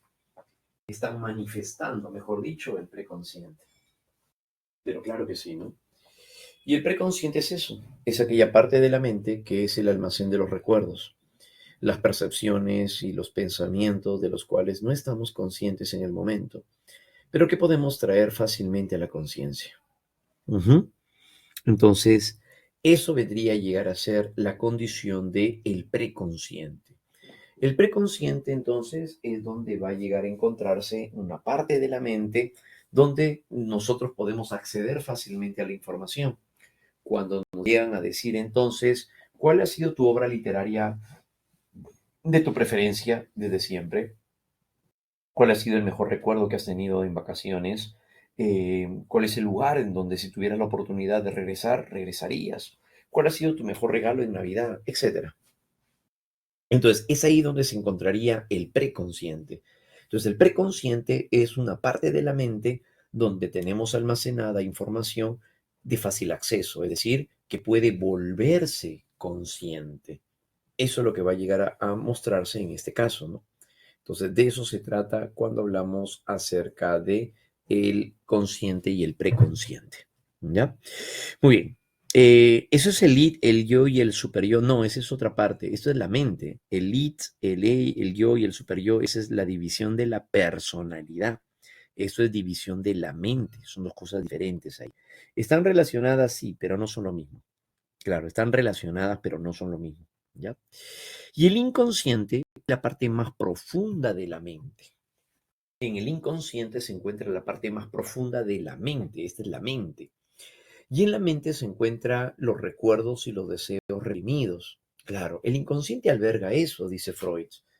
Una joven es de las personas que mientras mejor la tratan, tiende a alejarse de los demás. Es más, si un joven a lo mejor la trata con respeto, consideración, ella más bien lo trata mal. Entonces, en este caso, si una joven a lo mejor es la que está en la universidad, y a lo mejor ella ha estado pues poniéndose al día en algunos temas porque faltó por enfermedad, qué sé yo, y algún compañero a lo mejor incluso se ofrece, ¿no? Amiga, si te faltan algunos apuntes, yo te puedo prestar los míos para que puedas complementar parte del el contenido que ya tiene. Ya, ok, gracias, pero si no te lo pido es porque no lo necesito. Y ya no solamente yo decía. Entonces, de tal manera que la chica actúa así, ¿no? Si a lo mejor ella ha estado en una, no sé, en una conferencia en el auditorio y se le ha pasado la hora del almuerzo, y está también con algunos amigos, y a lo mejor es cuando un muchacho a lo mejor se acerca, el mismo joven a lo mejor, amiga, ¿te parece si podemos almorzar? Mira, y ya es hora de, ya es tarde y podemos ir de aquí a comer a una sanguchería. ¿Te parece que tengo hambre? Si tuviera hambre, no lo diría, simplemente fuera y consumiría algo. Y la chica reacciona así. Entonces, ya, no, solamente te lo comentaba nada más, amigo. Punto. Una compañera que está a su lado es la que dice, pero ¿por qué es tan fría? ¿Qué pasa contigo, Merlina? ¿Por qué actúas así? ¿No te das cuenta de que él es un caballero? Él te trata con mucho respeto, mucha consideración, qué sé yo, ¿no? Entonces, en vez de aprovechar eso, al contrario, lo alejas de ti. ¿Por qué eres así, Merlina? Entonces, de tal manera que la chica, la amiga, la Merlina es la que dice, ay, pero si yo no le he solicitado nada, no tiene por qué acercarse, ¿no? Yo cuando pido algo, es más, ni siquiera pido, yo lo hago sola. Y es así, ¿no? Claro, entonces, siento que me expreso mucho mi islo. Allá, muy bien. Le gusta que el maltrato de, el maltrato de pareja. Entonces, de tal manera que al momento en el cual pues, Merlín es así, ¿no? Entonces, Merlín es bastante fría y ella reacciona de esa manera. Y ocurre pues que cuando ella recién empieza a ir a terapia, por alguna circunstancia del destino pisó un consultorio psicológico y cuando comienza a ir a terapia, claro, porque las amigas le recomendaron a lo mejor, no estás bien, mira que esto y que aquello, ¿no? ¿Cómo vas a tratar así? Él era muy educado, sí, él es muy caballero, ha sido chico sabio, entonces de tal manera que él es así, ¿no? ¿Cómo lo vas a tratar de esa manera? Entonces, ocurre que al momento de ir a terapia, la chica descubre que también, o sea, tiene un historial de pérdidas y ahora comienza a entender por qué actúa así. En su historial de pérdidas, encuentra de que a los 5 años el abuelo fallece, que fue la persona con la cual ella se vinculaba muy afectivamente. Le enseñó a montar bicicleta y se vinculaba mucho. Mamá siempre trabajando y estaba más ausente. Papá también se vinculó afectivamente con ella, pero a los 10 años se separa papá de mamá. Mamá muy fría, muy calculadora. Cuando papá se separa, pierde hasta la comunicación con ella. Ya no la llama, ya no la llama más y llega a formar una nueva familia. La chica entonces siente que también perdió ese vínculo afectivo con la figura del padre. A los 15 años, el hermano mayor se va de la casa. ¿Por qué? Porque ya se casó y va a formar su familia y se va lejos, se va a provincia y ya no va a tener cercano a él, a la persona con la cual también se compartía e interactuaba, porque la madre tampoco no era de vincularse afectivamente. Entonces, de tal manera que ahora se entiende el por qué ella inconscientemente no quiere entablar ningún tipo de vínculo afectivo con nadie, porque ella puede asumir que al vincularse emocionalmente, en algún momento se irá de su vida, se irá de su lado y queda roto su corazón. Por tal razón, prefiere no vincularse con nadie, porque de esa manera, al no relacionarse con nadie, su corazón no tendría que sufrir. Entonces por esa razón tiende a ser así, es hermética, es fría, separa a la gente que está a su lado, mientras mejor la tratan, ella se aleja. Entonces ella es así, ¿no? Entonces por esa expresión, así es, muy bien, ¿no? Claro, eso es lo que va a llegar a suceder, ¿no? Ya, profe, por favor. Muy bien, Rubí nos dice yo, ay, es Rubí Merlina, ahí está su segundo nombre, está Rubí Merlina. Entonces, para que no me abandonen. Correcto, sí, eso puede suceder, ¿no? Y hay veces en estos casos a veces se vinculan, ¿no? Sí, sí, eso puede pasar, me ha pasado más de una oportunidad que algunos se identifican, ¿no? Sí, algunos se identifican. Claro, así es. Entonces, como es un caballero, dice. Entonces, de tal manera que a partir de ello, entonces, la expresión de Freud, entonces diría, pues, que las personas en el inconsciente que se encuentran los instintos, el eros, el tánatos, pero también los recuerdos y deseos reprimidos. Nuestros recuerdos y deseos reprimidos están allí justamente, ¿no? Claro, apego habitativo, dice, ¿no? Y está para no pasarle, dice. Muy bien, entonces eso vendría a ser. A mí me dejaron que en el convento de mi ciudad. Ya, ¿qué es cierto o es una broma? Me dejaron en el convento, sí. Eso me recuerda a una historia, creo, un cuento o algo así, ¿no? Me hace recordar, ¿es cierto? Sí, es cierto, sí. Mira, a mí me hace recordar más bien a cuando hay un cuento, creo, ¿no? Que algo así pasó, que no lo dejaron en un convento, en una iglesia, creo, ¿no? Claro, ¿no? Así es. Ya lo contó hace tiempo. Ya. Pero es cierto, ¿no? Sí, es una broma. Ya. Ya, porque sí, pues hay un cuento, algo así, ¿no? También. Sí. Claro, así es. Voy a aplicarla, dice Miguel Joaquín, dice. Y esa es la que tocó la campana. Esa es la de Quasimodo. Esa es la de Quasimodo. Esta es la de eso. Con razón, decía, ese me parece un cuento, algo. Era el de Quasimodo. El que toca la campana. La que sí pasa. Ya, muy bien. Entonces, sí, Quasimodo. Muy bien. Entonces, de tal manera que es ahí donde aparecería por la parte del inconsciente, ve muchacho, ¿no? En el inconsciente entonces están nuestros recuerdos y deseos reprimidos. Entonces, esta chica ha llegado a presentar en su inconsciente el miedo a que la abandonen. Tiene miedo a que la abandonen otra vez. Entonces, de esa manera tiende a alejar a los demás, tiende a alejar a otras personas, ¿ya? Pero el inconsciente tiene bastante contenido muy interesante, ¿no? Una niña, como ven en la imagen, luego hay unas manos que salen debajo de la cama. Y, se les cuelga los genitales, dice, para tener una voz más aguda. So, chicos. Entonces, de tal manera, tiene sentido, porque está los cambios sexuales secundarios se dan en el cambio de voz. Puede ser, ¿ah? Tiene sentido, ¿ah? Tiene sentido. Habría que explorar eso, ¿ah? Pero sí puede ser, ¿ah? Porque es por la testosterona que se produce con los testículos donde cambia la voz, pues, por la testosterona. Al no presentarse ello, entonces eso se daría, ¿no? Sí tiene sentido, ¿eh? Claro, es 100% cierto, es un macho, ¿no? La iglesia sí ya es. Ya, sí, puede ser, ¿no? Porque tiene sentido. La testosterona hace que se produzcan los cambios sexuales secundarios, pues, como el cambio de voz, y la vuelve grave. Al no haber testosterona, pues entonces quedaría simplemente aguda la voz, bueno. Así es, pero sí, sí, tiene sentido.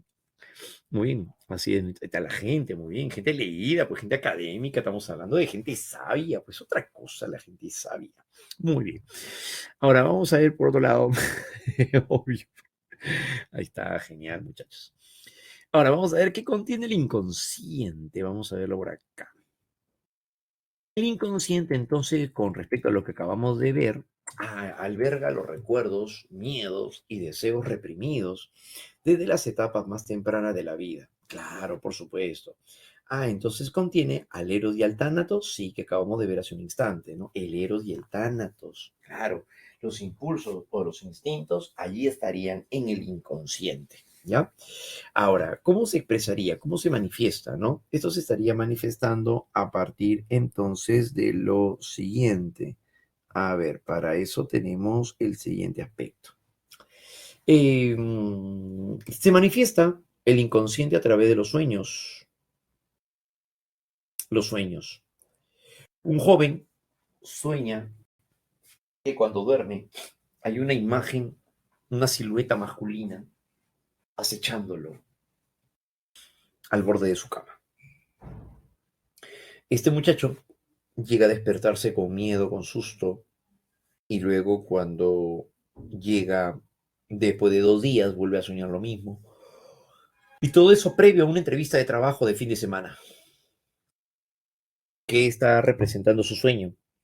El miedo que tiene de sentirse observado nuevamente en la entrevista laboral, que por tercera vez va a llegar a tener que afrontar. Entonces, ¿esto se daría? Claro, claro que sí, ¿no? Claro. Entonces, esa es la forma como se daría, ¿no? Claro, ¿listo? Entonces, ese viene a ser el punto clave, ¿no? Eso se daría. Entonces, eso sería en relación a los sueños, ¿no? Son representaciones mentales que expresan miedos y deseos reprimidos no aceptables por el sujeto. Claro, ¿no? Ahora, los sueños también pueden llegar a ser manifestaciones de lo reprimido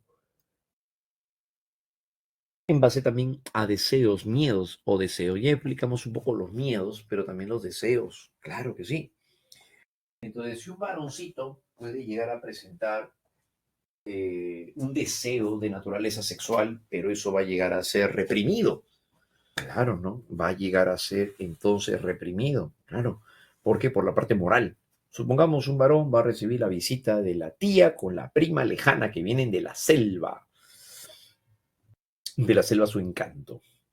Y la chica de 19 años, ella es bastante sociable, bastante asequible, ella prepara el desayuno, es muy acomedida. Pero el varoncito a sus 18 años la puede ver con ojos libidinosos, psicalípticos, lujuriosos. Pero lo reprime. ¿Por qué? Por la parte moral. No, no, no puedo desearla de esa manera. Además es mi prima. Pero qué buena que... No, no, no, no puedo desearla de esa manera. ¿Qué hace el varón entonces? El varón lo que hace es reprimirlo. Y lo reprime tanto que finalmente aflora en forma de sueño. ¿Qué significa? Esa noche tiene un sueño erótico con ella. ¿Qué? Así es, entonces tiene un sueño erótico, claro, y como recordarán en los sueños todo se vale, entonces eso también puede pasar. Pero ¿qué ocurre? El varón tiene un sueño erótico, claro, yo no sé por qué sueña de esa manera, ¿no? Claro, ¿no? Entonces, de tal manera que a partir de ello, el muchacho tiene un deseo reprimido, claro, Y es que la moral lo carcome. Y cuando lo lleva a la parte más profunda de su mente, luego aflora en forma de imagen. Entonces, como en los sueños todo pasaría de manera no consciente, el muchacho allí estaría haciendo realidad lo que reprime. Entonces implicaría a partir de eso, claro, para Freud, los sueños son manifestaciones. Claro, ¿no? Eso es lo que va a pasar. Son manifestaciones de lo reprimido. Entonces el varón cuando se despierta se asusta. Uy, pero ¿qué tal sueño? ¿Por qué soñé eso? ¿Qué habrá pasado? Pero esto y aquello, no puedo creer lo que haya soñado eso. Espero que se repita. No, no, mejor no, porque si no. Entonces, de tal manera que el muchacho no entiende por qué soñó eso. ¿Y es por qué? Porque hay un deseo inconsciente probablemente, ¿no? Claro, eso se daría. Entonces eso vendría a ser en el caso de los sueños, ¿no? En el caso de los actos fallidos, eso es otra manifestación del inconsciente. ¿Qué es esto? Las parapraxias. Son manifestaciones inconscientes de deseos, miedos o conflictos, sin la participación de imágenes mentales.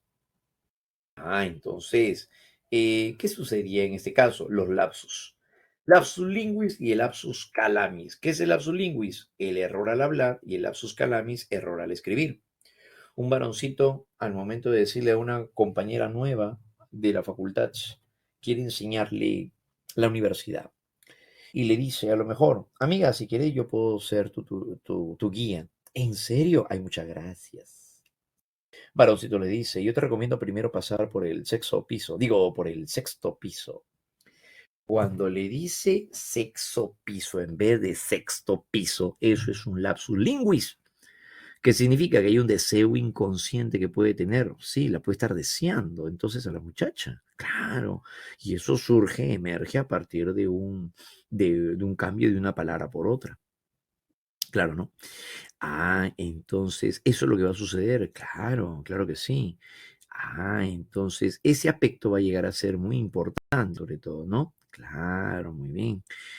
Entonces, por esa razón es donde va a llegar a presentarse esa característica, ¿no? Claro, así es. Muy bien. Entonces, ahí aparecería, ¿no? El trabajo aquí, una empanada de porro en lugar de pollo. Ya ahí está, por ejemplo, ¿no? Sí, sí, eso podría llegar a suceder. Entonces, como parte de eso, ¿no? Sí, claro, ¿no? Entonces puede llegar a ocurrir, ¿no? Lapsus linguis es un error al hablar, ¿no? Cambiar una palabra por otra, ¿no? Claro. Cambiar el nombre de la enamorada por otro nombre, ¿no? Eso también es parte de un lapsus, sí. Que puede ser como cuando no necesariamente significa que el varón que confunde la palabra de esa persona es porque la desea sexualmente, no. Puede ser que haya tenido algún tipo de altercado, un conflicto, algo que no se ha resuelto. Puede ser, ¿no? Claro, lo que pasa es que la persona con la que me equivoqué de nombre era mi mejor amiga y como discutí con ella por la mañana, pues es algo que no he superado todavía. Claro, entonces de tal manera que la puede llamar enamorada con el nombre de la mejor amiga, ¿no? Y eso ocurre pues porque hay un conflicto, ¿no? Claro, así es. Nada creíble. Pero chicos, es una teoría, Freud se puede haber equivocado, ¿no? Es una teoría refutable, refutable, y tiene a Popper. Aunque Popper le daría con palo a Freud, más bien. Muy bien, entonces ahí aparecería la parte de lapsus linguis, ¿no? En el lapsus calamis es el error al escribir. Cuando hablamos acerca del error al escribir, significa cuando se llega a presentar el cambio de una palabra por otra. También eso, sí, claro, ¿no? Entonces, de esa manera, ahí hay conexión. Dice, miren la Ashley. Ujú. Preferible la ex antes que a la mejor amiga. Ahí hay conexión, hay más peligroso, macho. La ex que la mejor amiga le va a cubrir cosas, mientras que la ex lo expone. Curiosa, bien, Ashley, ¿ah? Muy bien. Entonces, de esa manera, ¿no? Sí, estos chicos entonces la saben, estos muchachos, ¿ah? Muy bien, entonces terrible ella, ¿no? Claro. ¿Y quién eres entonces? ¿La mejor amiga o eres la ex? ¿Cómo se? O ninguna de las dos todavía. Esperemos que ninguna de las dos, ¿no? Ya, muy bien. Ya, listo, muy bien. Es Ashley terrible, Ashley, ¿no? O puede ser, puede ser ambas. Su macho. Muy bien. Entonces, de tal manera que en este campo, entonces, el lapsus calamis es el error al escribir, pues, ¿no? Cambiar el nombre, un nombre por otro. Una chica que se va a casar está llenando los partes con los nombres de los invitados. Y está la mejor amiga que la ayuda. Hasta que la mejor amiga se da cuenta y dice, oye, ¿estás invitando a Omar? Y la chica voltea, no, yo puse Oscar. Oscar, no, acá dice Omar. Y comienza a observar y en verdad. ¿Y qué sucede? Que Omar es su expareja y Oscar es un amigo. Entonces, cuando ella se equivoca en colocar, en escribir el nombre, en vez de Oscar, escribió Omar, probablemente sea por el hecho de en cual no cerraron un círculo en su vida. Probablemente todavía no ha resuelto un conflicto antes de casarse. Oh, eso puede suceder. Claro, claro que sí. Entonces, de tal manera que eso que vendría a ser un lapsus calamis, el error al escribir. ¿Ya? ¿Muy? Entonces, ¿eso se daría? Sí, claro que sí. Pero también encontramos a los olvidos, claro, ¿no? Los olvidos que vienen a ser también, vienen a ser manifestaciones del inconsciente. Sí, los olvidos. También son actos fallidos. Aquí las personas tienden a sacar de la conciencia información que nos estaría generando angustia. Se saca entonces de la conciencia información que estaría generando, dijimos, angustia. Información que genera angustia. Entonces, como parte de un aspecto cardinal de lo que estamos viendo, ¿no? Pues claro que sí.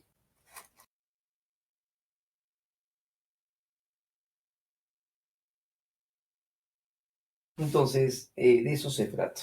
De eso se trata ahora. Esos vendrían a ser en relación a los olvidos, entonces, ¿no? Claro, así es, olvidos. Como por ejemplo, probablemente encontramos aquí el hecho en el que una joven o papá olvida el cumpleaños de la suegra. ¿Por qué? Porque papá no se lleva bien con la suegra. Inconscientemente aleja del foco de la conciencia a esta persona, produciéndose así el olvido. Entonces cuando mamá pregunta, oye, ¿saludaste a mi mamá por su cumpleaños? Uy, ¿verdad que me olvidé? Hoy es 31 de octubre, tiene razón. Oye, se olvidó, pero se olvidó, ¿por qué? Porque el ser consciente de que es su cumpleaños y saludarla le genera angustia, ya que no se lleva bien con ella. Ujú. Entonces, se daría a partir de ello, ¿no? Claro, ¿no? Los olvidos se darían ahí, ¿no? Alejando de la conciencia información que genera angustia, se van a llegar a producir así los olvidos. Se estarían produciendo de esa manera, dijimos, los olvidos. ¿Ya? ¿Eso que es el inconsciente? Recuerden, todo eso es el inconsciente, ¿bien? Esa es la primera tópica. Esa es la primera tópica. En cuanto a la segunda tópica,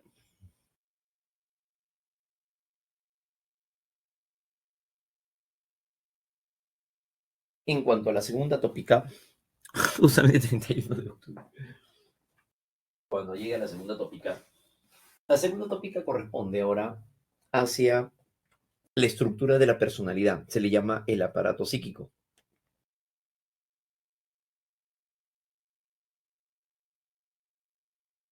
Y es aquí donde ya nos referimos al ello, el yo y el super yo. Aquí sí. Está relacionado con la primera parte que es la mente, pero esta es la estructura de la personalidad. El ello, también llamado it, viene a ser nuestro lado instintivo e irracional, el cual, por cierto, es de naturaleza innata. Y vamos a presentar respuestas de esta naturaleza. Es nuestro lado instintivo e irracional, y está presente desde el nacimiento.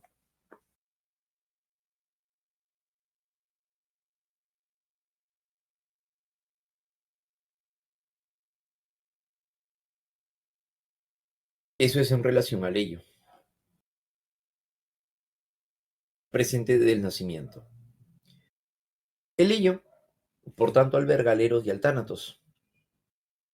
Ahí está el instinto de vida, que es lo que motiva a comer, y el tánatos, que es lo que motiva las respuestas agresivas o destructivas, como ya sabemos.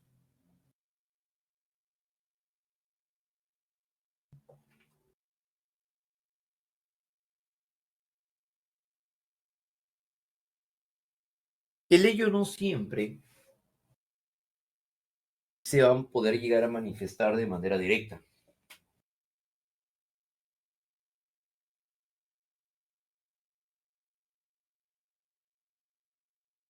Entonces puede llegar a darse a través de imágenes o fantasías mentales. Se expresa a través del proceso de pensamiento primario. ¿Y qué viene a ser en sí el proceso de pensamiento primario? ¿A ustedes les ha pasado? ¿A ustedes les ha pasado tal vez que cuando han llegado a querer, eh, cuando han querido llegar, se han enojado por algo, pero no dicen nada en el momento, hasta que luego viene a su mente aquello que hubieran querido decir o hacer y no lo hicieron? Eso es el proceso de pensamiento primario, que es una manifestación del ello. Cuando una estudiante va a llegar a la universidad, está llegando con las justas para el tiempo, tiene el límite para poder entrar, digamos, a un examen.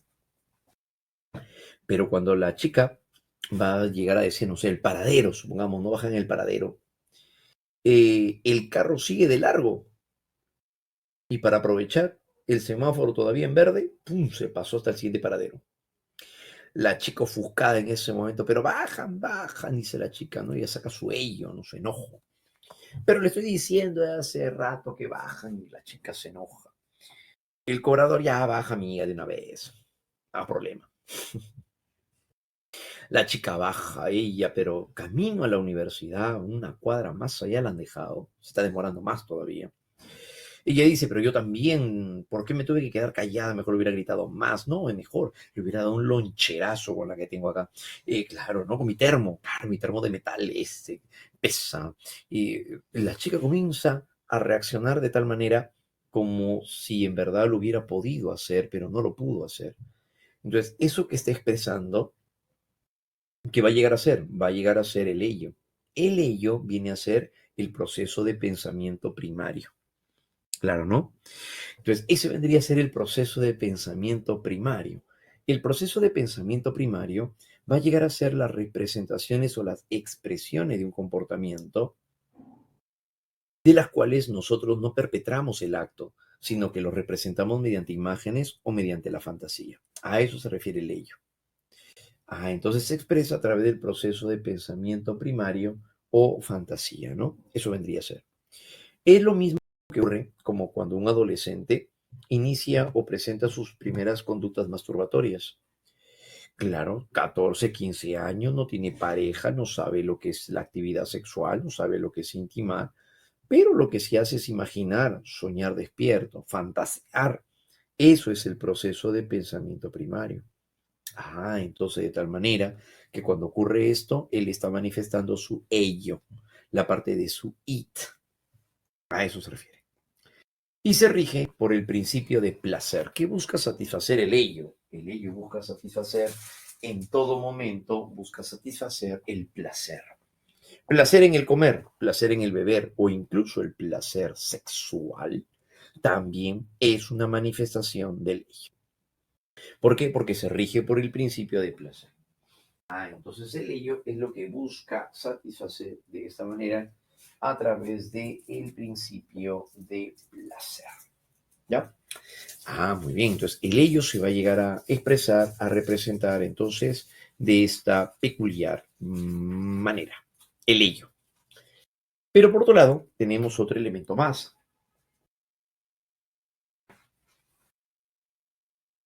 El yo tiene dos lados.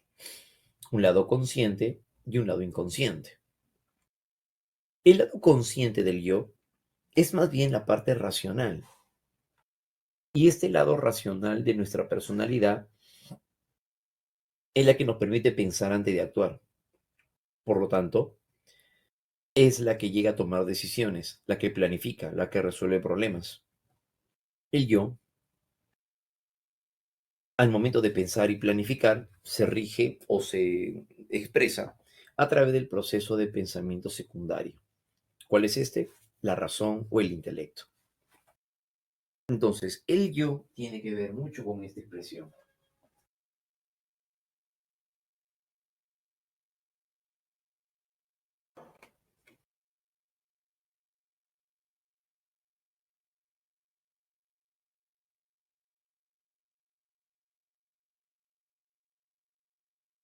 Así es como busca regular y posponer la demanda del ello.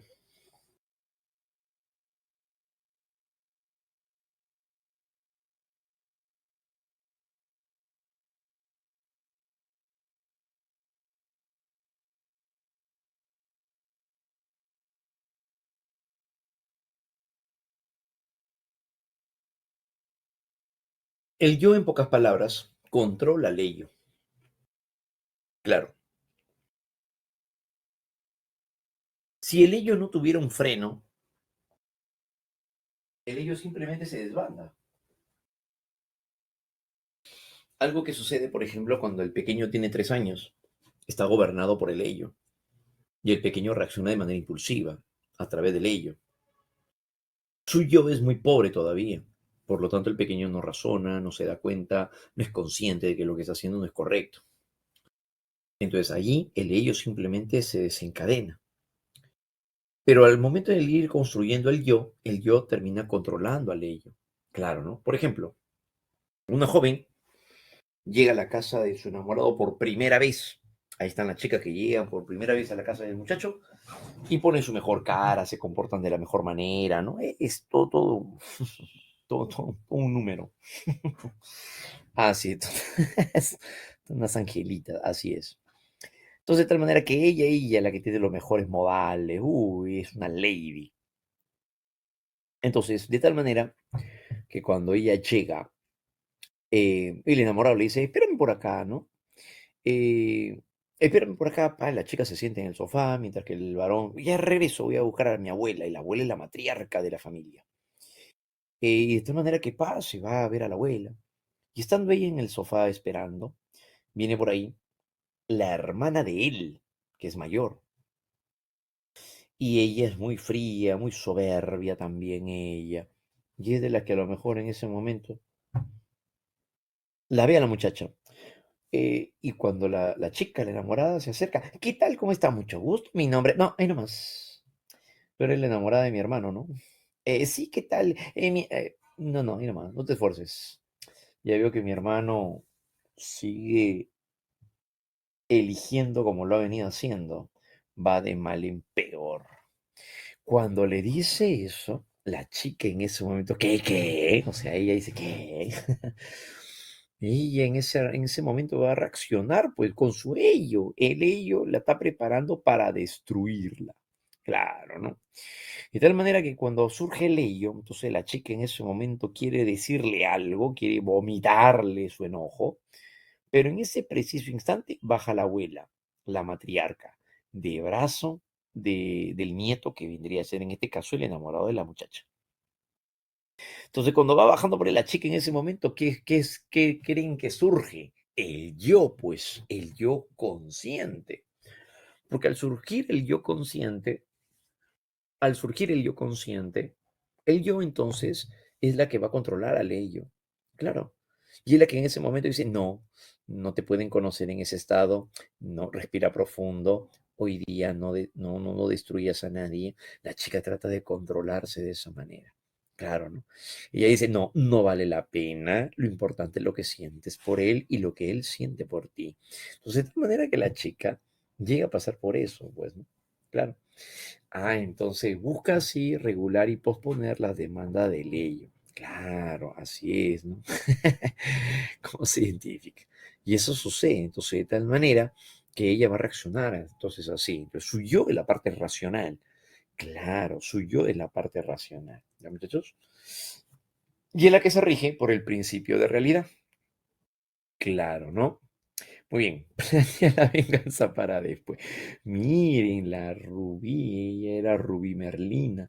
Entonces, de tal manera que aquí donde nosotros tenemos a la representación del principio de realidad, ¿no? Claro, así es, muy bien. Entonces, a partir de ello, es donde se presentaría el principio de realidad. Claro, claro que sí, ¿no? Y hay un lado inconsciente que lo veremos dentro de un momento. Pero por otro lado, también que aparece, ¿no? Ajá. Entonces dice así, se viene a continuación, el super yo. Ah, vamos a otra estructura. Sí, ¿qué pasa con la parte del super yo?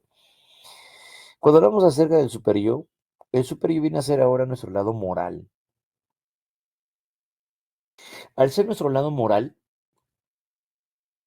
se refiere a todo lo que hemos aprendido sobre lo correcto, sobre la forma correcta de actuar.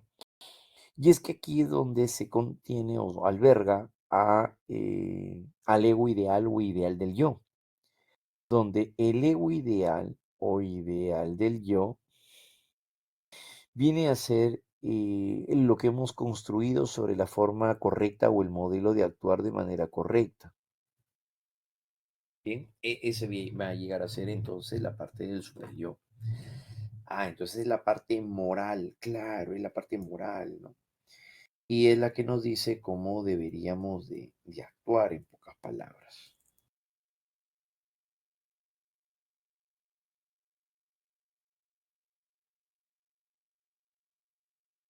Y bien, entonces eso es lo que va a llegar a planearse o a presentarse, ¿no? Entonces el super yo es eso finalmente. Claro, contiene entonces al ego ideal, al ideal del yo, con normas morales y sobre todo pues basado en el deber ser, ¿no? Claro. Ah, entonces es en ese sentido donde se le da un fuerte valor a ello. Como por ejemplo, entonces, ustedes me imagino, ahí donde actúa su super yo, como cuando ustedes piden para comprar algo de 5 soles, mamá no tiene sencillo y le da un billete de 20, les devuelven, le dan el vuelto a mamá, ¿verdad? Entonces, de llegar a presentarse eso, ya a eso se refiere cuando nos referimos o cuando hacemos alusión hacia la parte moral, pues, ¿no? Esa es la parte moral. De eso se trata cuando hablamos acerca de la parte moral. Ah, entonces la moral vendría a ser eso, pues, ¿no? La forma correcta de actuar. Claro, esas son las normas morales, el deber ser, ¿no? Claro. Y esto viene a ser el punto clave. Entonces, esa es la parte del super yo. Entonces, el super yo es ahí donde se enfoca, se estaría vinculando, se estaría orientando. En este caso, la parte del super yo. Ah, entonces la parte del super yo es la que te juzga, la que te dice haber hecho lo correcto o no. Claro, ¿no?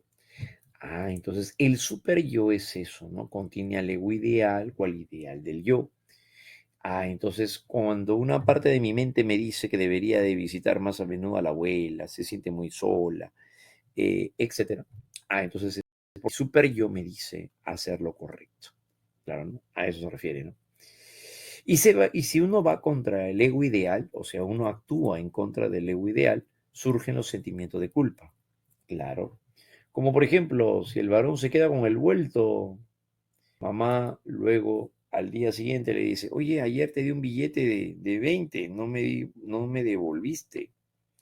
Ah, que no lo hice. Ah, te estás haciendo el loco. Seguramente te querías quedar con el vuelto, ¿no? Sentimiento de culpa. Claro, ¿no? Ah, entonces de tal manera que es ahí donde se presenta el sentimiento de culpa. Se desarrolla así en las etapas tempranas de la vida, pero también por otro lado se rige por el principio de perfección. Ujú.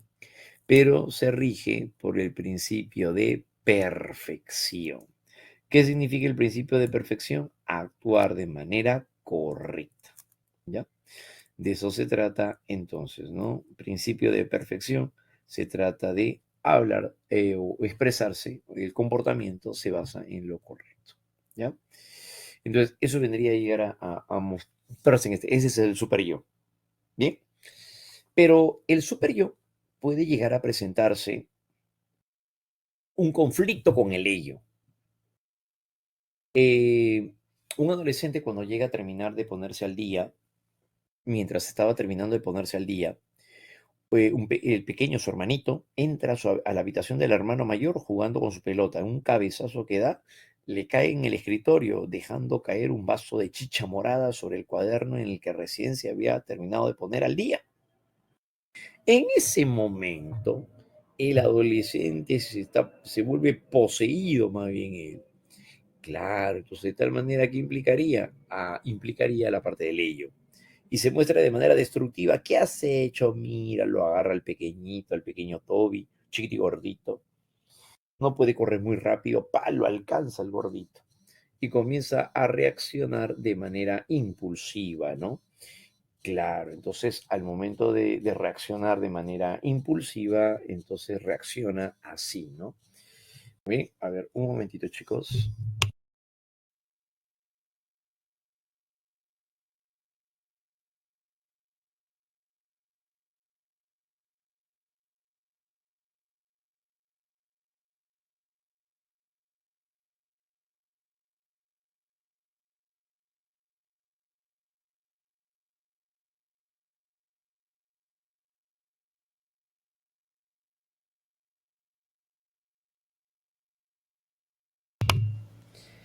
Y en este caso, entonces, es ahí donde se estaría presentando, ¿no? El muchacho, el hermano mayor, cuando lo agarra el pequeño y le da duro, a lo mejor, pues, en las costillas, no, le da duro el pequeño. En la cabeza duele, le sigue dando. Hasta que en un momento, cuando ya llega a saciar su vello, el pequeñito se muestra a un costado, en un rincón de la habitación, abrazando sus rodillas con la cabeza gacha. Y el hermano mayor, enojado todavía, mira esto tan mojado, no puedo ni siquiera estudiar ya de esto, ya se arruinó 4 días sentado por gusto, hasta que escucha un sollozo. Y cuando él voltea, lo ve al hermanito. Y el hermanito con sus sollozos, su respiración, claro, no se suspende. En ese momento, ¿qué hace? Sucede que a lo mejor cuando llega al momento en el cual llega cerca al hermano y le dice a lo mejor ya esto, no quería pegarte tan fuerte. Y cuando se acerca, ¿por qué está todo caído? Ya no está tan enojado, porque su super yo lo sentencia, lo juzga. Eres el hermano mayor, debiste cuidar a tu hermanito, mira cómo ha quedado desarmado por ti. Entonces, eso vendría a ser el super yo, pues. El super yo lo juzga. Claro, el super yo lo juzga. Su sentimiento de culpa hace que se acerque donde el hermanito, claro, ¿no? Pero su ello, obviamente, lo que hizo fue reaccionar de manera impulsiva, ¿no? Pero por otro lado, pero por otro lado, ocurre que más bien, pero por otro lado ocurre que más bien, entra por ahí mamá. Y cuando entra mamá, lo ve al hermanito, al chiquitito, con los ojos rojos, y le pregunta, ¿qué pasó, hijito? ¿Has llorado? No me digas, voltea y lo mira al hermano. ¿Le has pegado a tu hermanito? En ese momento, claro, ¿no? Entonces, ¿qué hace el muchacho? Tiene un conflicto, porque su super yo le va a decir, ya ves, eso no se hace abusivo. El ello le va a decir, pero también se lo merecía, mocoso entrometido. Entonces, al haber un conflicto entre los dos, ¿qué surge? Surge el sentimiento de culpa, pero trata de gobernar también la parte del ello, la parte placentera. Entonces, al haber un conflicto, el muchacho confundido simplemente ¿qué hace? Lo niega. Y dice, no, no lo he hecho, no he pegado, ¿no? ¿Qué significa? Mecanismo de defensa, la llamada negación. Ese es un mecanismo de defensa, pero claro que sí. Entonces presenta los mecanismos de defensa donde disminuyen la angustia generada por el conflicto entre el ello y el superyo. Sí, de eso se trata, ¿no? Entonces ahí aparece la parte del yo, pero el yo inconsciente, ¿no? Entonces eso es lo que va a pasar. No lo golpeé, se cayó en mi puño. ¿Cómo hace más? O sea, caer en su puño. Entonces, eso vendría a ser la parte del inconsciente, pues, ¿no? Presenta entonces los mecanismos de defensa que disminuyen la angustia. ¿Por qué? Porque cuando hay un conflicto entre el ello y el superyo, se produce la angustia. Claro, ¿no? Se genera una angustia. Entonces, es ahí donde disminuye la angustia. Los mecanismos de defensa, ¿para eso sirven? Claro, para eso ayudan entonces los mecanismos de defensa. Al haber un conflicto entre el ello y el superyo, surgen entonces los mecanismos de defensa. En esta imagen, el superyo, el yo sería el que está en el medio. El superyo es el angelito y el ello vendría a ser el diablito. Claro, ¿no? Entonces una representación muy sencilla.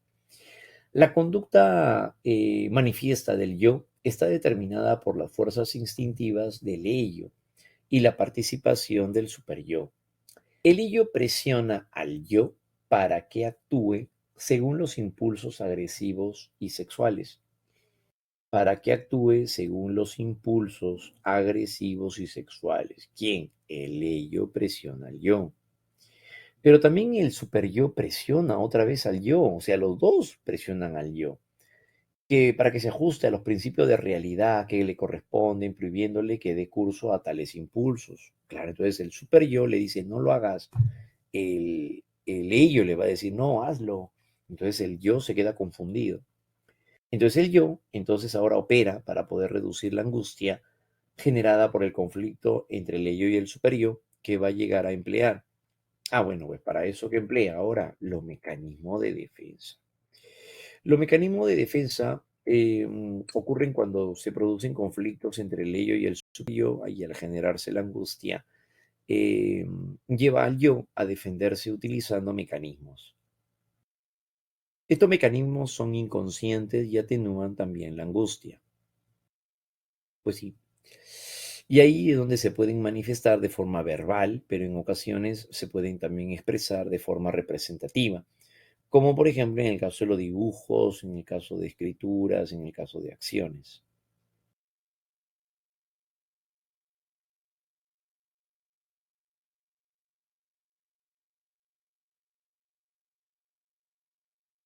En este caso entonces surgirían los mecanismos de defensa. ¿Cuáles son los principales mecanismos de defensa? Ah, para eso tenemos ahora lo siguiente. Vamos ahora hacia los siguientes, muchachos. Tenemos uno, mecanismo de defensa, la negación. Cuando mamá le pregunta, ¿le pegaste a tu hermanito? ¿Qué va a decir el adolescente? No, consiste en no aceptar o reconocer información que le produce angustia. Ah, ejemplo, cuando señala, Eduardo señala que no lanzó la pelota de papel contra su compañero cuando en verdad sí lo hizo. Yo no fui. Eso es la negación.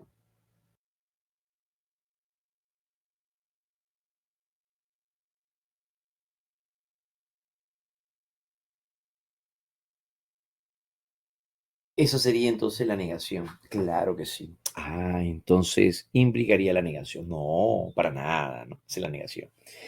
Una chica le pregunta al enamorado de su amiga, ¿y alguna vez le ha sido infiel a mi amiga?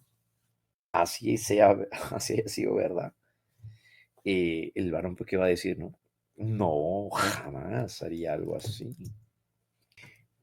Claro, ¿no? Al final, ¿qué está manifestando, qué está expresando? Un mecanismo de defensa también, ¿no? Claro, ¿no? De eso se trata, de la expresión de un mecanismo de defensa. Claro, esa es la negación, pues, ¿no? De eso se trata cuando hablamos acerca de la negación, ¿ya? Mecanismo entonces de defensa, claro, ¿no? Eso vendría a ser. Entonces es de la negación, ¿no? Negación. Racionalización. Ah, vamos a verlo, ¿no? Mientras más niegue, más infiel es. Mira, Mariela está sacando sus axiomas. Esos son los axiomas, los axiomas de de la infidelidad, ¿no? Claro, así es. Mientras más lo niegue, ahí está, ¿no? Imagínate, es una fórmula, es un axioma. Y en este caso, a continuación, hashtag, implicaría para ello entonces, ¿no? Claro, así es. ¿Qué dice? Contamos con confianza, dice. Claro, así es, la experiencia, dice. Una racionalización que va a llegar a ser, chicos, es justificar. Consiste en justificar una situación para ocultar los motivos reales de los actos. Por ejemplo, Luis afirma, no soy celoso o desconfiado, solo que la sigo por si alguien la salta. Quiero cuidarla, pero de lejos. Eso sería una racionalización, está justificándose, no quiere aceptar que es celoso y que desconfía de su pareja y que por eso la sigue a todos lados, ¿no? Ajá. Entonces, eso pasaría, ¿no? Claro, así es, muy bien. Entonces, eso implicaría a partir de ello, ¿no? Sí, es la racionalización, bueno, esa es una racionalización. Otra racionalización, cuando a un varón le dicen, tu enamorada es bastante coqueta, le sonríe a todo lo que se mueve. No, no es coqueta, lo que pasa es que ella es muy alegre. Entonces, ¿eso se daría? Sí, claro que sí, ¿no? Entonces aparecería la racionalización, es un mecanismo de defensa donde se justifica el comportamiento. Esa es la racionalización. Muy bien, racionalización es justificarse. Si un joven termina una relación de un buen tiempo y le pregunta, ¿seguro ha de estar triste porque ya no estás con ella? El varón primero lo niega. No, para nada. Además, ahora ya tengo más tiempo para mí. Antes no podía, me absorbía demasiado el tiempo, tenía que hacer varias cosas, no podría hacer más. ¿Qué está haciendo? Está justificándose. No quiere aceptar que en verdad le dolió en el alma que lo hayan dejado. No quiere aceptarlo.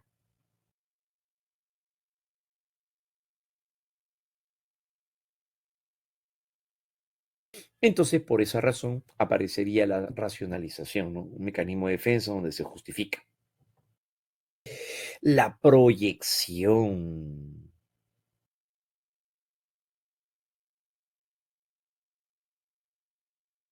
Cuando hablamos acerca de una proyección, vamos a verlo a partir de ello, ¿no? Una proyección es cuando le atribuyes a otra persona.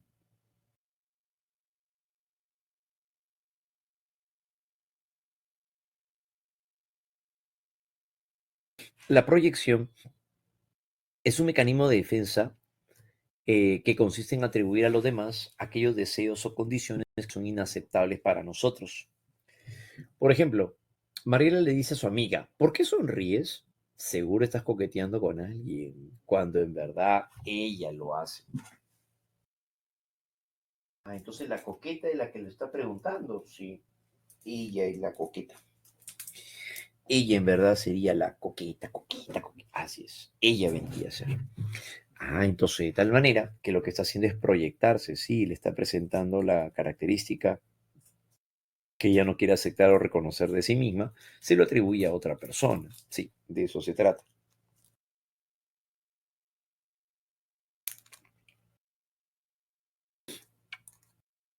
Entonces, eso es lo que implicaría a partir de eso, ¿no? Que esa es una proyección. Eso sería entonces una proyección.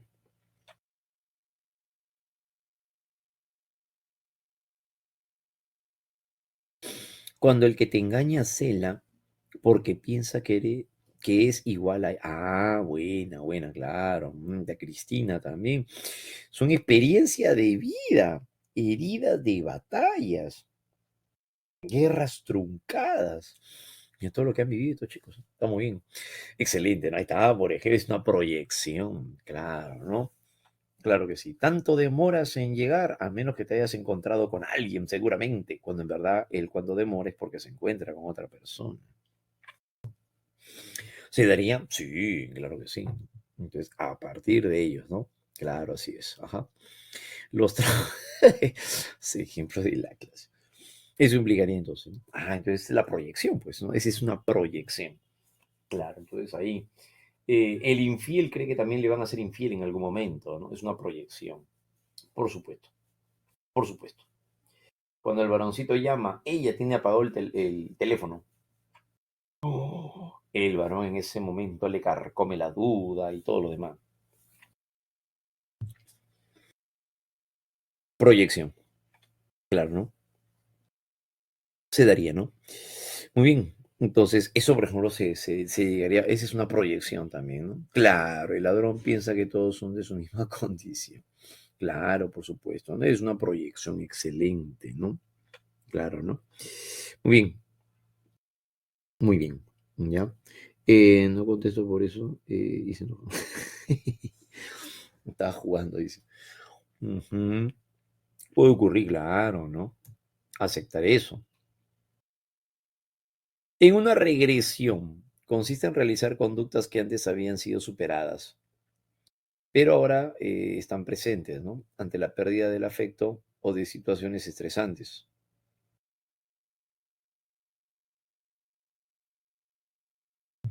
Regresión. Matías, de 6 años, decía dormir con sus padres al enterarse de que su hermanito está por nacer. Es una regresión, sí, ya dormía solo, el chiquitito ya tiene su propia habitación. Teniendo su propia habitación, quiere dormir con los papás.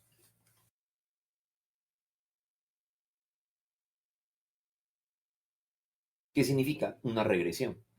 Ya lo había superado y ahora vuelve a querer presentar este comportamiento. Eso es una regresión, ¿ya? Mecanismo de defensa. Una regresión. Inconscientemente desea ser otra vez el niño chiquito para tener la atención de los papás. Ujú.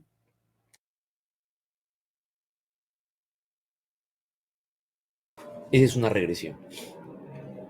Entre otros mecanismos de defensa, ¿cuáles tenemos? La represión. Consiste en llevar al inconsciente información que genera angustia, alejándose por lo tanto del foco de la conciencia. Por ejemplo, Diana no recuerda, este es el olvido, ¿no? El olvido por represión. Diana no recuerda el día que debe de ir a la clínica a recoger sus resultados o unos resultados, pues teme recibir malas noticias. Olvidarse, eso es lo que le estaría generando, ¿no? Claro, entonces esa sería una regresión. Represión, perdón.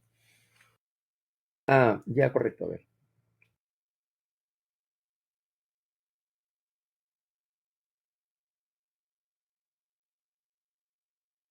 En este caso,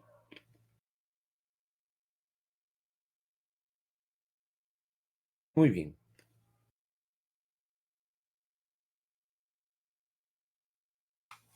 Esa será entonces la represión, el olvido. De esa manera, sacamos del foco de la conciencia información que nos genera angustia y eso se comentaría acá, ¿no? Esto es lo que sucede, por ejemplo, también en mecanismo de defensa, ¿no? Alguien que va a dar el examen de admisión y termina olvidándose de su DNI.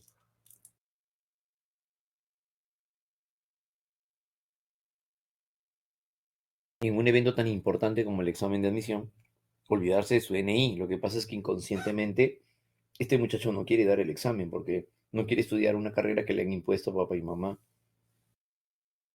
Inconscientemente se produce el olvido. Claro, ¿no? Ah, sí. En una sublimación es cuando a través de una conducta socialmente aceptable se encubren los impulsos instintivos.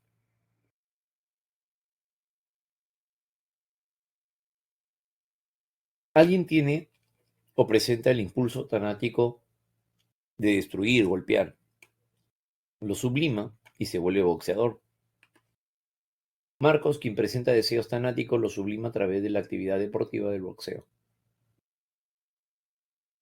Igual cuando se reprime el placer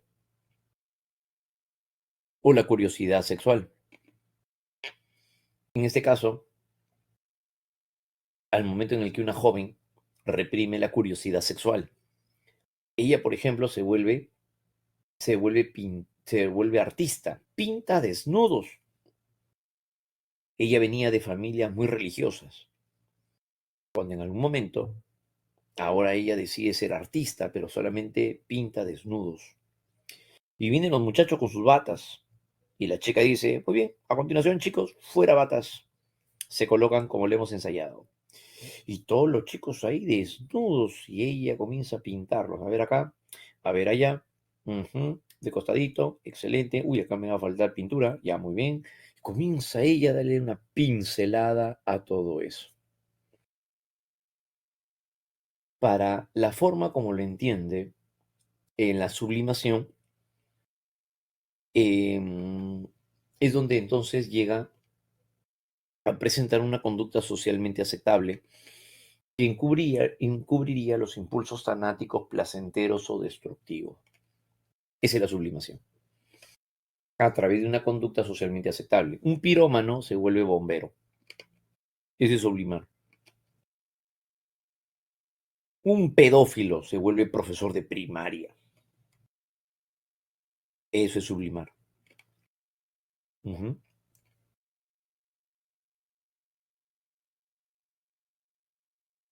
Formación reactiva. Consiste en realizar lo contrario a lo que realmente experimenta. Los auténticos sentimientos son reemplazados por sus contrarios en ocasiones. Entonces eso se daría. Claro. A Liliana no le agradan los niños, pero cuando visita la casa de su tía, juega con sus primos sonriendo en todo momento. Formación activa reacciona de forma contraria a lo que realmente experimenta. Bien. Y en un desplazamiento consiste en desviar los impulsos agresivos o sexuales hacia un objeto o persona más aceptable o menos amenazante. Por ejemplo, un desplazamiento es cuando desviamos los impulsos tanáticos o destructivos también.